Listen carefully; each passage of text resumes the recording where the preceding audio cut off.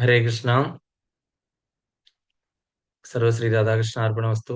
എല്ലാവർക്കും ഈ സത്സംഗത്തിലേക്ക് സുസ്വാഗതം. ഹരേ കൃഷ്ണ. ഞാൻ അംബിക മാതാജി. ഹരേ കൃഷ്ണ മല്ലിക മാതാജി. ഹരേ കൃഷ്ണ കൃഷ്ണകുമാരി മാതാജി. ഹരേ കൃഷ്ണ ശ്രീഭദ്ര റൈറ്റ്സ്. എല്ലാവർക്കും ഒരിക്കൽ കൂടെ സബിത, സ്വാഗതം. ഹരേ കൃഷ്ണ. സബിത ഇപ്പൊ മാതാജി. പേര് മാറ്റാം. ഹരേ കൃഷ്ണ. ഹരേ ഹരേ കൃഷ്ണ ശശികല മാതാജി. അപ്പം എല്ലാവർക്കും ഹരേ കൃഷ്ണ. ഹരേ കൃഷ്ണ. അപ്പം എല്ലാവർക്കും സുസ്വാഗതം. നമ്മള് ശ്രീമദ് ഭാഗവതത്തിന്റെ ഈ ഒരു മൂന്നാമത്തെ ചാപ്റ്റർ, ഒന്നാമത്തെ ഖണ്ഡോയിലെ മൂന്നാമത്തെ ചാപ്റ്ററാണ് എടുത്തുകൊണ്ടിരിക്കുന്നത്. അപ്പൊ അതില് നമ്മൾ ഇന്ന് ചിലപ്പോൾ ഒരുപക്ഷെ ശ്ലോകങ്ങൾ എടുത്ത് തീർക്കാമെന്നാണ് ഞാൻ വിചാരിക്കുന്നത്. നമ്മള് അധികം എക്സ്പ്ലനേഷൻ ഒന്നും കൊടുക്കാതെ പെട്ടെന്ന് നമുക്ക് എടുത്ത് തീർക്കാൻ വിചാരിക്കുന്നു. കാര്യം ഇതിന്റെ ശ്ലോകം നമ്പർ 41, 42, 43, 44. അപ്പൊ ഈ ചാപ്റ്റർ തീരുവാണ്. നമുക്ക് എല്ലാവർക്കും കൂടെ ഒന്ന് ഒരുമിച്ച് പിടിച്ചു നോക്കാം. അപ്പൊ നമ്മൾ കണ്ടുവന്ന സന്ദർഭം എന്ന് പറഞ്ഞു കഴിഞ്ഞാൽ ഭഗവാൻ പരമ ദിവ്യോത്തമ പുരുഷനാണ് എന്നുള്ള കാര്യം, കൃഷ്ണൻ സർവ്വ അവതാരങ്ങളുടെ സ്രോതസ് എന്നതിൽ നമ്മൾ കണ്ടു. അത് കഴിഞ്ഞിട്ട് പിന്നെ ഭഗവാന്റെ ആ ഒരു ദിവ്യനാമം അല്ലെങ്കിൽ ആ രൂപം, ഗുണം, ഇത് നമ്മൾ ഓർക്കുകയും സ്മരിക്കുകയും അതുപോലെ തന്നെ ഇതൊക്കെ ചെയ്യുമ്പോഴുണ്ടാകുന്ന അതിന്റെ ആ ഒരു പ്രയോജനം എന്താണ്, അല്ലെങ്കിൽ അങ്ങനെ എന്തിനു നമ്മൾ ചെയ്യണം എന്നൊക്കെയുള്ള കാര്യങ്ങൾ കണ്ടു.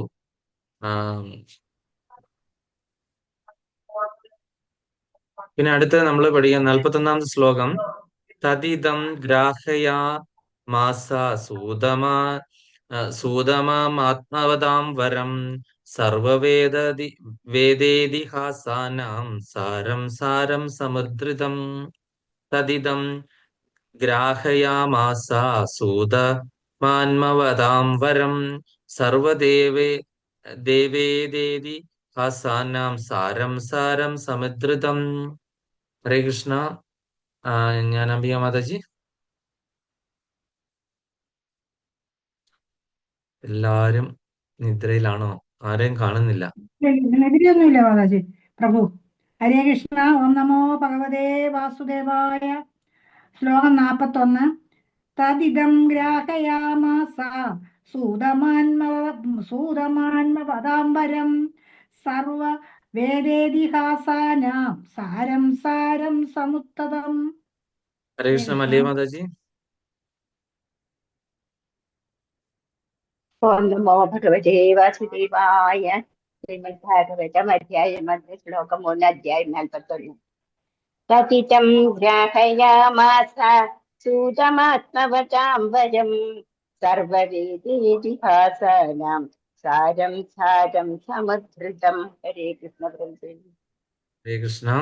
ശ്രീലപ്രഭാതരുടെ പദാനുപദ തർജ്ജമ. ജയ് ശ്രീലപ്രഭാത്. തദ് ആ ഇതം ഈ ഗ്രഹയാം അസ അംഗീകരിച്ചു, സൂതം അദ്ദേഹത്തിന്റെ പുത്രൻ, ആത്മവതാം ആത്മസാക്ഷാത്കാര സിദ്ധിച്ചവരുടെ വരം അതീവ ബഹുമാന്യനായ സർവം വേദ സാഹിത്യങ്ങൾ ഇതിഹാസാനം സർവചരിത്രങ്ങളുടെയും സാരം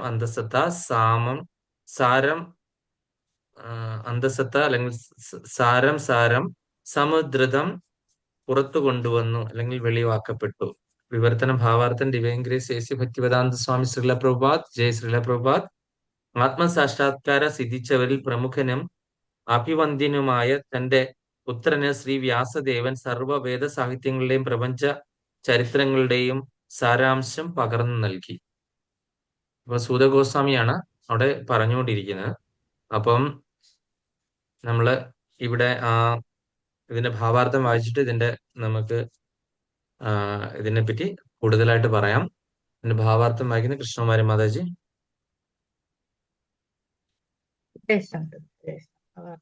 ശ്രീബുദ്ധന്റെ കാലം മുതൽ, അതായത് 600 BC മുതലാണ് ആത്മജ്ഞാനികൾ ലോക ചരിത്രത്തിലെ അംഗീകരിച്ചു തുടങ്ങിയത്. അതിനു മുന്നേ ധർമ്മശാസ്ത്രങ്ങളിൽ വിവരിച്ചിരുന്ന എല്ലാ ചരിത്രങ്ങളെയും അവർ കാൽപ്പനിക കഥകളായി മാത്രമാണ് ഗണിച്ചിരുന്നത്. അത് പരമാർത്ഥമല്ല. പുരാണങ്ങൾ, മഹാഭാരതം തുടങ്ങിയവയിൽ പ്രതിപാദിക്കുന്ന സർവ്വകഥകളും ഈ ഗ്രഹത്തിന്റെ മാത്രമല്ല, പ്രപഞ്ചത്തിന് ദശലക്ഷക്കണക്കിനുള്ള മറ്റ് ഗ്രഹങ്ങളുടെ യഥാർത്ഥ ചരിത്രങ്ങളാണ്. ചിലപ്പോഴൊക്കെ ഈ ലോകത്തിന് ഉപരിയായ ഗ്രഹങ്ങളിലെ ചരിത്രങ്ങളും ആ ഗ്രഹത്തിൽപ്പെട്ട മനുഷ്യരെ സംബന്ധിച്ച വസ്തുതകളും ഒക്കെ സാധാരണക്കാർക്ക് അവിശ്വസനീയങ്ങളാണ്. ഏതു വിധത്തിലായാലും വ്യത്യസ്തങ്ങളായ വിഭിന്ന ഗ്രഹങ്ങൾ ഒരു വിധത്തിലും സമാനമല്ലെന്ന് അവർ അറിയുന്നില്ല. കൃഷ്ണ.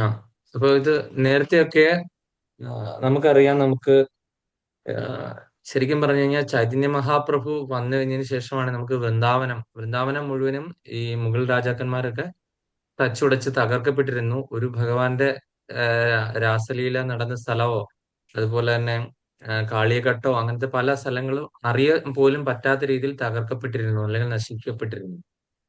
അപ്പൊ അതിനുശേഷം ജീവിച്ചിരുന്ന ആൾക്കാർക്കൊന്നും വിശ്വാസം, ഇതുപോലത്തെ മാധ്യമങ്ങളുണ്ടോ? അന്നില്ലല്ലോ, സോഷ്യൽ മീഡിയ ഇല്ല, അങ്ങനത്തെ ഒരു സംഭവം ഇല്ലാത്തത് കൊണ്ട് ആൾക്കാർക്ക് ഇത് അറിയാനോ കണ്ടെത്താനോ അല്ലെങ്കിൽ പിന്നീടുള്ള തലമുറക്കാര് ഇപ്പൊ നമ്മുടെ കുട്ടികൾക്ക് അല്ലെ കൊച്ചുമക്കൾക്കൊന്നും പറഞ്ഞു കൊടുത്തിട്ടില്ലെങ്കിൽ ഭഗവാനെ പറ്റിയുള്ള കാര്യങ്ങൾ അവരെങ്ങനെ അറിയും?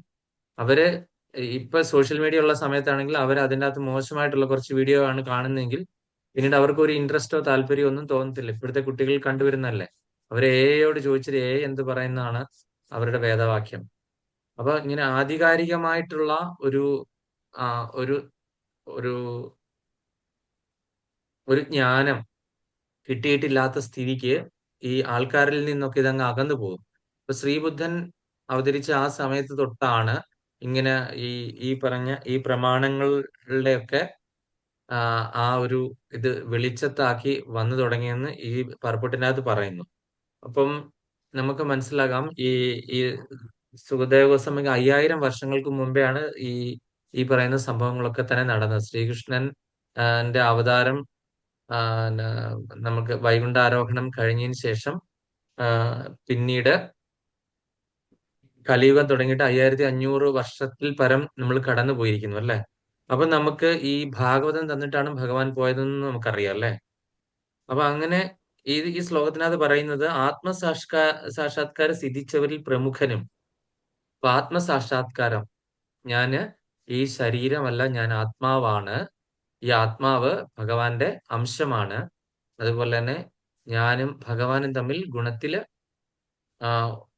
ഒന്നാണ്, എന്നാൽ അളവിൽ വ്യത്യാസമുണ്ട്. അങ്ങനെയൊക്കെയുള്ള കാര്യങ്ങള് കൂടുതൽ ആത്മാവിനെ പറ്റി അല്ലെങ്കിൽ ആത്മാവിന്റെ ആ ഒരു എക്സിസ്റ്റൻസ് മനസ്സിലാക്കിയ ഒരു വ്യക്തി, അതിൽ പ്രമുഖനായിട്ടുള്ള ഒരു വ്യക്തിയാണ് നമ്മുടെ ഈ സുഖദേവ ബ്രഹ്മർഷി അല്ലെങ്കിൽ സുഖദേവ ഗോസ്വാമി എന്ന് നമ്മൾ പറയുന്നത്. ഇന്ദ്രിയങ്ങളെ എല്ലാം അടക്കിയ വ്യക്തികളെയാണ് ഗോസ്വാമിമാരെന്ന് പറയുന്നത്. അപ്പൊ ശ്രീ വ്യാസദേവൻ സർവ്വവേദ സാഹിത്യങ്ങളുടെയും പ്രപഞ്ച ചരിത്രങ്ങളിലെ സാരാംശം പകർന്നു നൽകി. അപ്പം ഈ ജനിച്ചപ്പം മുതല് ഇദ്ദേഹത്തിന്റെ പുറകെ നല്ല മഴ പെയ്യുന്നു. പുത്ര എന്ന് പറഞ്ഞ് ഇങ്ങനെ ഇദ്ദേഹം ഒരുപാട് ഓടി നടന്നിട്ടും പുത്രൻ തിരിഞ്ഞു നോക്കാത്ത ഒരു അവസ്ഥയില് നമുക്കറിയാം എങ്ങനെയാണ്. ഒന്ന് അടച്ച് ഡോർ അടച്ച്.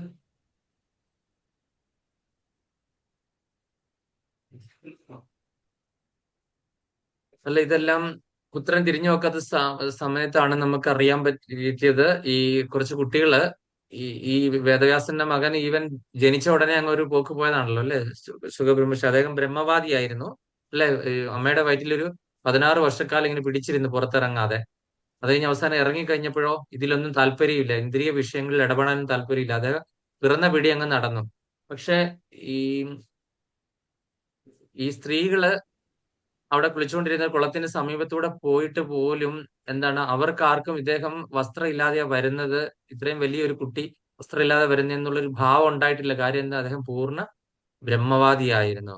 പക്ഷെ വ്യാസദേവൻ വന്നപ്പോഴത്തേക്കിനും അവര് അദ്ദേഹത്തെ പ്രണമിക്കുകയൊക്കെ ചെയ്തു. ഇതിന് ശേഷമാണ് മനസ്സിലായത്, ഈ വ്യാകരണം ശ്രീമദ് ഭാഗവതം അവിടെ പഠിച്ചുകൊണ്ടിരുന്ന കുട്ടികള് ഈ ഒരു ശ്ലോകം പറയുന്ന കേട്ടു. ഏത് ശ്ലോകമാണെന്ന് ഓർമ്മയുണ്ടോ ആർക്കെങ്കിലും? ആ ശ്ലോകം പറയുന്നത് കേട്ടപ്പോഴാണ് അദ്ദേഹത്തിന് ശ്രീമദ് ഭാഗവതം പഠിക്കണം എന്നുള്ള ആഗ്രഹം തോന്നിയത്. അപ്പൊ ഇത് ആരാണ് നിങ്ങളെ പഠിപ്പിച്ചത്? വ്യാസദേവൻ. കൂട്ടുന്നല്ലേ? അഹോബലിതം തവ വളകൂടങ്ങളെ ബർഹാപീഠം നടവര കർണിയോ കർണികാരെന്ന് പറഞ്ഞിട്ടുള്ള അതുണ്ട്, ആ അതറിയാം. അല്ല, ഞാൻ അപ്പൊ ആ വിചാരിച്ചു ഒരു ശ്ലോകം പറഞ്ഞു ഭഗവാന്റെ ആ ഒരു ഭംഗി. തട്ടിപ്പോയപ്പോ തിരിച്ചു കൊണ്ടുവരുന്നത്. അതെ, ഭഗവാന്റെ ആ ഒരു ഭംഗി വർണ്ണിക്കുന്ന ആ ഒരു അതറിയാം, ശ്ലോകം അതറിയാം. അത് കേട്ട് കഴിഞ്ഞപ്പോഴത്തേക്കിനുമാണ് ഇവർക്ക് ശരിക്കുള്ള ഇദ്ദേഹം ഇത് അന്വേഷിക്കുന്നത്. ഇത് എവിടെ നിന്നാണ്, ആര് പഠിപ്പിച്ചാണെന്ന്. അപ്പോഴാണ് ഇത് തന്റെ സ്വന്തം പുത്രനായ വ്യാസദേവനാണ് ഇത് ഞങ്ങളെ പഠിപ്പിച്ചതെന്ന് മനസ്സിലാക്കി കഴിഞ്ഞപ്പോൾ തിരിഞ്ഞു നോക്കിയപ്പോൾ വ്യാസദേവൻ പുത്ര പുത്ര എന്ന് പറഞ്ഞ് വിളിച്ചത് അടുത്തെത്തി. അങ്ങനെയാണല്ലോ ഈ വ്യാസദേവന് ഈ പിതാവ് ഈ പറയുന്ന ഭാഗവതം മുഴുവനും ഉപദേശിച്ചു കൊടുത്തത്. അപ്പൊ അങ്ങനെ ഈ പ്രപഞ്ച സത്യങ്ങളുടെ മുഴുവനും ഒരു സാരാംശമാണ് ഈ പറയുന്ന ഭാഗവതം, അല്ലെ? നമുക്കറിയാം, ഉപനിഷത്തുകളുടെയും വേദങ്ങളുടെയും എല്ലാം ഒരു ആകെ കൂടിയ, നമ്മൾ അതൊന്നും പ്രത്യേകം നോക്കേണ്ട ആവശ്യമില്ല. ശ്രീമദ് ഭാഗവതത്തിൽ അതിന്റെ എല്ലാ കാര്യങ്ങളും അതിനെപ്പറ്റി എല്ലാം പറയുന്നുണ്ടല്ലേ. പ്രപഞ്ച സത്യങ്ങളുടെ എല്ലാം ഒരു സാരാംശമാണ്. അപ്പൊ സത്യം, പരമസത്യം എന്ന് പറഞ്ഞു കഴിഞ്ഞാൽ അത് സാക്ഷാൽ ഭഗവാനാണ്. ആ ഭഗവാന് ഒരു പേരുണ്ട്, അത് ഇന്ന വ്യക്തിയാണെന്ന് ഭാഗവതം നമ്മളോട് പറയുന്നു. മറ്റു പല സ്ഥലങ്ങളിൽ നടക്കിയാൽ എന്തോ ഒരു പ്രപഞ്ച ശക്തിയുണ്ട്, ആ പ്രപഞ്ചശക്തിയുടെ നിയന്ത്രണത്തിലാണ്, പരമനിയന്താവാണ് എന്ന് മനസ്സിലാകും. അതുപോലെ അങ്ങനെയൊക്കെ ഉള്ള വിവരങ്ങൾ മാത്രമേ ഉള്ളൂ. പ്രത്യേകിച്ചൊരു അല്ലെങ്കിൽ എന്താണ് പറയുന്ന, ഒരു രൂപമില്ലാത്ത അവസ്ഥ, ഏതോ ഒരു പ്രപഞ്ചം മുഴുവനും കൂടെ ഉള്ള ഒരു ശക്തി അല്ലെങ്കിൽ പ്രകൃതി ശക്തി, അങ്ങനെ പല രീതിയിൽ അറിയപ്പെടുന്ന ഭഗവാന് ശ്രീമദ് ഭാഗവതത്തിൽ നിന്നപ്പോൾ ആ ഭഗവാൻ ഒരു പേരുണ്ട്, ആ ഭഗവാൻ ഒരു രൂപമുണ്ട്. ആ ഭഗവാന്റെ പേര് കൃഷ്ണസ്തു ഭഗവാൻ സ്വയം. സാക്ഷാൽ പരമദിവ്യോത്തമ കൃഷ്ണനായ ശ്രീകൃഷ്ണനാണ് ആ ഭഗവാനെന്നും അദ്ദേഹത്തിന്റെ അവതാരങ്ങള്, അതുപോലെ തന്നെ അദ്ദേഹം ചെയ്ത ലീലകള്, അദ്ദേഹത്തിന്റെ സുഹൃത്തുക്കൾ ആരായിരുന്നു, അതുപോലെ തന്നെ മറ്റു പല കാര്യങ്ങളും നമ്മൾ മനസ്സിലാക്കാൻ പറ്റി. ശ്രീമദ് ഭാഗവത്തിലൂടെ കൂടി അത് പഠിച്ചു കഴിഞ്ഞാൽ മനസ്സിലാക്കാൻ പറ്റി. ഇതൊക്കെ നൽകിയത് വ്യാസദേവൻ അദ്ദേഹത്തിന്റെ പുത്രനായിട്ടുള്ള സുഖബ്രഹ്മർഷിക്ക് ഉപദേശിച്ചു കൊടുത്തുകൊണ്ടാണെന്നാണ് നമുക്ക് മനസ്സിലാക്കാൻ പറ്റുന്നത്. ഇനി ഇതിന്റെ ബാക്കി ഉണ്ടായിരുന്നല്ലേ? ബാക്കി വായിക്കട്ടെ പ്രഭു. ഞാൻ ഈ ഒരു പാരഗ്രാഫ് കൊണ്ട് തീർന്നു. ശരി, അത്ര ഉള്ളത് ഞാനും വിചാരിച്ചു പ്രഭു, അതുകൊണ്ട് അവിടെ നിർത്തിയത്. ഹരേ കൃഷ്ണ. മറ്റു ഗ്രഹങ്ങളിൽ നിന്ന് ലഭിക്കുന്നതാകയാൽ ചില ചരിത്ര സത്യങ്ങൾ ഈ ഗ്രഹത്തിലെ അനുഭവത്തിന് അനുയുക്തമല്ല. വ്യത്യസ്ത ഗ്രഹങ്ങളിലെ വിഭിന്നങ്ങളായ അവസ്ഥകളെയും കാലങ്ങളെയും പരിതസ്ഥിതികളെയും പരിഗണിച്ചാൽ പുരാണങ്ങളിലെ കഥകളിൽ അവിശ്വസിക്കേണ്ടതായിട്ടോ അത്ഭുതപ്പെടേണ്ടതായിട്ടോ യാതൊന്നും തന്നെ ഇല്ല. ഒരുവന്റെ ആഹാരം മറ്റൊരുവന് വിഷം എന്ന നീതിവാക്യം നാം ഓർമ്മിക്കണം. ആകയാൽ നാം പുരാണങ്ങളിലെയും ചരിത്രങ്ങളിലെയും കഥകളെ സാങ്കല്പികമായി കരുതി തിരസ്കരിക്കരുത്. ശ്രീ വ്യാസദേവനെ പോലുള്ള അതിശ്രേഷ്ഠ ഋഷിക്ക് വേദസാഹിത്യങ്ങളിൽ കാൽപ്പനികമായ കഥകൾ ഉൾക്കൊള്ളിക്കേണ്ട യാതൊരു ആവശ്യവുമില്ല. ശ്രീമദ് ഭാഗവതത്തിൽ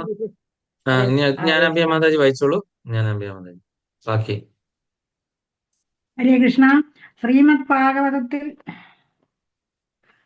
ഭാഗവതത്തിൽ വിഭിന്ന ഗ്രഹങ്ങളിലെ ചരിത്രങ്ങളിൽ നിന്നും തെരഞ്ഞെടുത്ത ചരിത്ര സത്യങ്ങളെ വിശദമായി വർണ്ണിച്ചിരിക്കുന്നു. ആകയാൽ ശ്രീമദ് ഭാഗവതത്തെ എല്ലാ ആധ്യാത്മിക പ്രാമാണികന്മാരും മഹാപുരാണമായി അംഗീകരിച്ചിരിക്കുന്നു.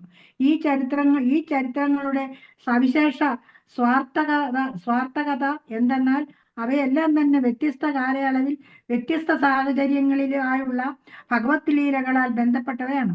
ആത്മസാക്ഷാത്കാരം സിദ്ധിച്ച സർവശ്രേഷ്ഠ വ്യക്തികളിലും അത്യുന്നതൻ ശ്രീല ശുകദേവ ഗോസ്വാമിയാകുന്നു. മാത്രവുമല്ല, അദ്ദേഹം ഈ അധ്യയന വിഷയങ്ങളിലെ സ്വപിതാവായ വ്യാസദേവനിൽ നിന്നാണ് സ്വീകരിച്ചതും. ശ്രീല വ്യാസദേവൻ മഹാപ്രാമാണികനായിരുന്നു. ശ്രീമദ് ഭാഗവത ശ്രദ്ധാ വിഷയം അതീവ പ്രാമുഖ്യമുള്ളതാണ്. ആകയാൽ ശ്രീല വ്യാസദേവൻ ഈ സന്ദേശത്തെ പ്രാഥമികമായി തൻ്റെ പുത്രന് ശ്രീ ശുകദേവ ഗോസ്വാമിക്ക് പകർന്നു നൽകി. ഇതിനെ ക്ഷീരജത്തോടെ സാമ്യപ്പെടുത്താം. വിജ്ഞാനത്തിന്റെ ക്ഷീരസാഗരമാണ് വേദസാഹിത്യം. അതിന്റെ ഉത്തമാംശം അഥവാ വെണ്ണ ക്ഷീരത്തിന്റെ അത്യധികം രുചികരമായ സത്താണ്. അതുപോലെ തന്നെയാണ് ശ്രീമദ് ഭാഗവതവും. ഭഗവാന്റെയും ഭഗവത് ഭക്തന്മാരുടെയും സർവസ്വാദിഷ്ടവും നിർവ്യാജവും പ്രമാണയുക്തവുമായ വിഭിന്ന കർമ്മങ്ങൾ ഉൾക്കൊള്ളുന്നവയാകയാൽ ശ്രീമദ് ഭാഗവതത്തെ ക്ഷീരജത്തോട് സദൃശ്യപ്പെടുത്തിയിരിക്കുന്നു. കച്ചവട മനോഭാവത്തോടെ സാധാരണക്കാർക്കായി ഭാഗവതം പാരായണം ചെയ്യുന്ന നാസ്തികർ, അവിശ്വാസികൾ എന്നിവരിൽ നിന്നും ഭാഗവത സന്ദേശം ഉൾക്കൊള്ളുന്നത് കൊണ്ട് പ്രത്യേകിച്ച് യാതൊരു നേട്ടവും ഉണ്ടാകുന്നില്ല. ശ്രീല ശുകദേവ ഗോസ്വാമിക്ക് ശ്രീമദ് ഭാഗവതം പകർന്നു നൽകപ്പെട്ടു. എന്നാൽ അദ്ദേഹത്തിന് ഭാഗവത കച്ചവടത്തിൽ യാതൊരു താല്പര്യവുമില്ല. അദ്ദേഹത്തിന്റെ ഔദ്യോഗിക കച്ചവടത്തിലൂടെ കുടുംബ ചെലവുകൾ നിർവഹിക്കേണ്ടത് ആയിട്ടില്ല. ആകയാൽ നിശ്ചയമായും ശ്രീമദ് ഭാഗവതം ശ്രീ ശുകദേവ ഗോസ്വാമിയുടെ പ്രതിനിധിയിൽ നിന്ന് മാത്രമേ സ്വീകരിക്കാവൂ. മാത്രമല്ല, ശ്രീല ശുകദേവ ഗോസ്വാമിയുടെ പ്രതിനിധി തീർച്ചയായിട്ടും കുടുംബ പ്രതിബന്ധങ്ങളിൽ നിന്നല്ലാതെ സന്യാസ ആശ്രമം സ്വീകരിച്ച ഒരാളായിരിക്കണം. ക്ഷീരം സംശയമന്യേ വളരെ നല്ലതും പ്രദായകവും പോഷക ഗുണമുള്ളതുമാകുന്നു. എന്നാൽ സർപ്പദംശമേറ്റ ക്ഷീരം പോഷക ഗുണമുള്ളതാകുന്നില്ലെന്ന് മാത്രമല്ല മരണഹേതുവുമാകുന്നു. അതുപോലെ വൈഷ്ണവ അനുശാസനങ്ങൾ കർശനമായി പാലിക്കാത്ത ഒരാൾ ശ്രീമദ് ഭാഗവത വൃത്തി നടത്തി നിരവധി ശ്രോതാക്കളുടെ ആത്മീയ മൃതിക്ക് ഹേതുവായി തീരരുത്. സർവവേദങ്ങളുടെയും പരമലക്ഷ്യം തന്നെ അറിയുകയാണെന്ന് ഭഗവത്ഗീതയിൽ ഭഗവാൻ അരുളി ചെയ്യുന്നു. ശ്രീമദ് ഭാഗവതം ഭഗവാൻ ശ്രീകൃഷ്ണന്റെ ലേഖാവിജ്ഞാന സ്വരൂപമാണ്. ആകയാൽ ശ്രീമദ് ഭാഗവതം സർവ വേദശാസ്ത്രങ്ങളുടെയും സാരാംശമാകുന്നു. മാത്രവുമല്ല, ഭഗവാൻ ശ്രീകൃഷ്ണനുമായി ബന്ധപ്പെട്ട സമഗ്ര കാലഘട്ടത്തിന്റെയും അഖില ചരിത്ര സത്യങ്ങളും ഇതിൽ ഉൾക്കൊള്ളിച്ചിരിക്കുന്നു. പരമാർത്ഥത്തിൽ സർവ ചരിത്രങ്ങളുടെയും അന്തസത്തയാണ് ശ്രീമദ് ഭാഗവതം. ഹരേ കൃഷ്ണ. ഹരേ കൃഷ്ണ. അപ്പൊ നമ്മൾ ഇതിൽ നിന്ന് മനസ്സിലാക്കുന്നത്, നമ്മൾ ശ്രീമദ് ഭാഗവതം നമ്മൾ ആരിൽ നിന്ന് കേൾക്കണം, അല്ലെ? ആരിൽ നിന്ന് കേൾക്കണം എന്നുള്ളതാണ് വളരെ ഇമ്പോർട്ടന്റ്. നമ്മുടെ നാട്ടിലൊക്കെ ഒരുപാട് പേര് സപ്താഹത്തിനൊക്കെ വന്ന് അവർ എന്തൊക്കെയോ പറഞ്ഞ് ദക്ഷിണയും മേടിച്ച് പുറത്തിറങ്ങി വന്ന് സിഗരറ്റൊക്കെ വലിച്ച്, അതുപോലെ തന്നെ അവിടെ കുപ്പിയൊക്കെ വെച്ചിട്ടുണ്ടാവും. അതിങ്ങനെ ആരും അറിയാതെ കുപ്പിയൊക്കെ എടുത്ത് ഇങ്ങനെ ചെയ്ത് കഴിഞ്ഞ് പിന്നെ അവിടെ നിന്ന് നന്നായിട്ട് ഭജന കീർത്തനമൊക്കെ ഇങ്ങനെ ജപിക്കും. എന്ത് പൊട്ടൻസി ആണുള്ളത്, അല്ലെ? അതുകൊണ്ടാണ് സുഖമുഖാരവിന്ദം എന്ന് പറയുന്നത്. ഇപ്പൊ സുഖദേവ് ബ്രഹ്മർഷിയുടെ അല്ലെങ്കിൽ വ്യാസദേവന്റെ പ്രതിനിധികളായിട്ടുള്ള വ്യക്തികളിൽ നിന്ന് കേട്ടാൽ മാത്രമേ ഇത് എന്താണ് ഭാഗവത രസം അമൃതം പോലെ നമുക്ക് കുടിക്കാൻ പറ്റുള്ളൂ. അല്ലെങ്കിൽ എന്താണ്, സർപ്പം ദംശിച്ച പാലാണ് കുടിക്കുന്നെങ്കിലും അതിൽ സർപ്പം ദംശിച്ചു കഴിഞ്ഞാൽ എന്താണ്, വിഷമയമാണ് എന്നാണ് ഇവിടെ ഉദ്ദേശിച്ചിരിക്കുന്നത്. ഇനി അടുത്ത ശ്ലോകം 42. സതു സംശ്രയാവയാമാസ മഹാരാജം പരീക്ഷിതം പ്രായോപവിഷ്ടം ഗംഗായാം പരീതം പരം മർഷിഭിഃ. സതു സംശ്രാവയാമാസ മഹാരാജം പരീക്ഷിതം പ്രായോപവിഷ്ടം ഗംഗായാം പരീതം പരമർഷിഭിഃ. ഹരേ കൃഷ്ണ. സബിത മാതാജി. ഹരേ കൃഷ്ണ. സാധു സംശ്രവായം ആസാ മഹാരാജൻ പരീക്ഷിതം പ്രയോപവിഷ്ടം ഗംഗയാം പരിതഃ പരമർഷിഭിഃ. ഹരേ കൃഷ്ണ. ഹരേ കൃഷ്ണ.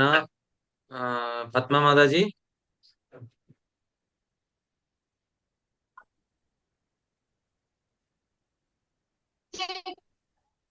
ഹരേ കൃഷ്ണ. തതു സംശ്രാവയാമാസ മഹാരാജം പരീക്ഷിതം പ്രായോപവിഷ്ടം ഗംഗായാം പരീതം പരമർഷിഭിഃ. ഹരേ കൃഷ്ണ. ഹരി ബോൽ. ശ്രീല പ്രഭുപാദരുടെ പദാനുപത തർജ്ജമ. ജയ് ശ്രീല പ്രഭുപാദ്. സ വ്യാസദേവ സുതൻ തു വീണ്ടും സംശ്രാവയാം അസ അവരെ ശ്രവിപ്പിച്ചു മഹാരാജം രാജാവിനെ പരീക്ഷിത്ത് എന്ന നാമധേയമുള്ള പ്രായ ഉപവിഷ്ടം മരണം വരെ ഭക്ഷണപാനീയം ഉപേക്ഷിച്ച് ഉപവിഷ്ടനായ ഗംഗാതീരത്ത് പരീതം വലയം ചെയ്യപ്പെട്ട് പരമ ഋഷിഭി മഹർഷിമാരാൽ.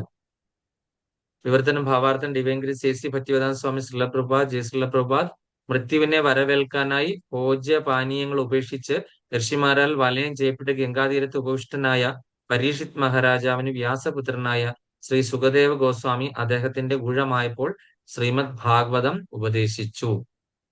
ഹരേ കൃഷ്ണ. അതിന്റെ ഭാവാർത്ഥ ശശികല മാതാജി. ഹരേ കൃഷ്ണ പ്രഭു. പ്രഭു എന്റെ അടുത്ത് ഇംഗ്ലീഷിലായിരിക്കും പ്രഭു പർപ്പോട്ട്. അതെയോ? കുഴപ്പമില്ല. മല്ലിക മാതാജി.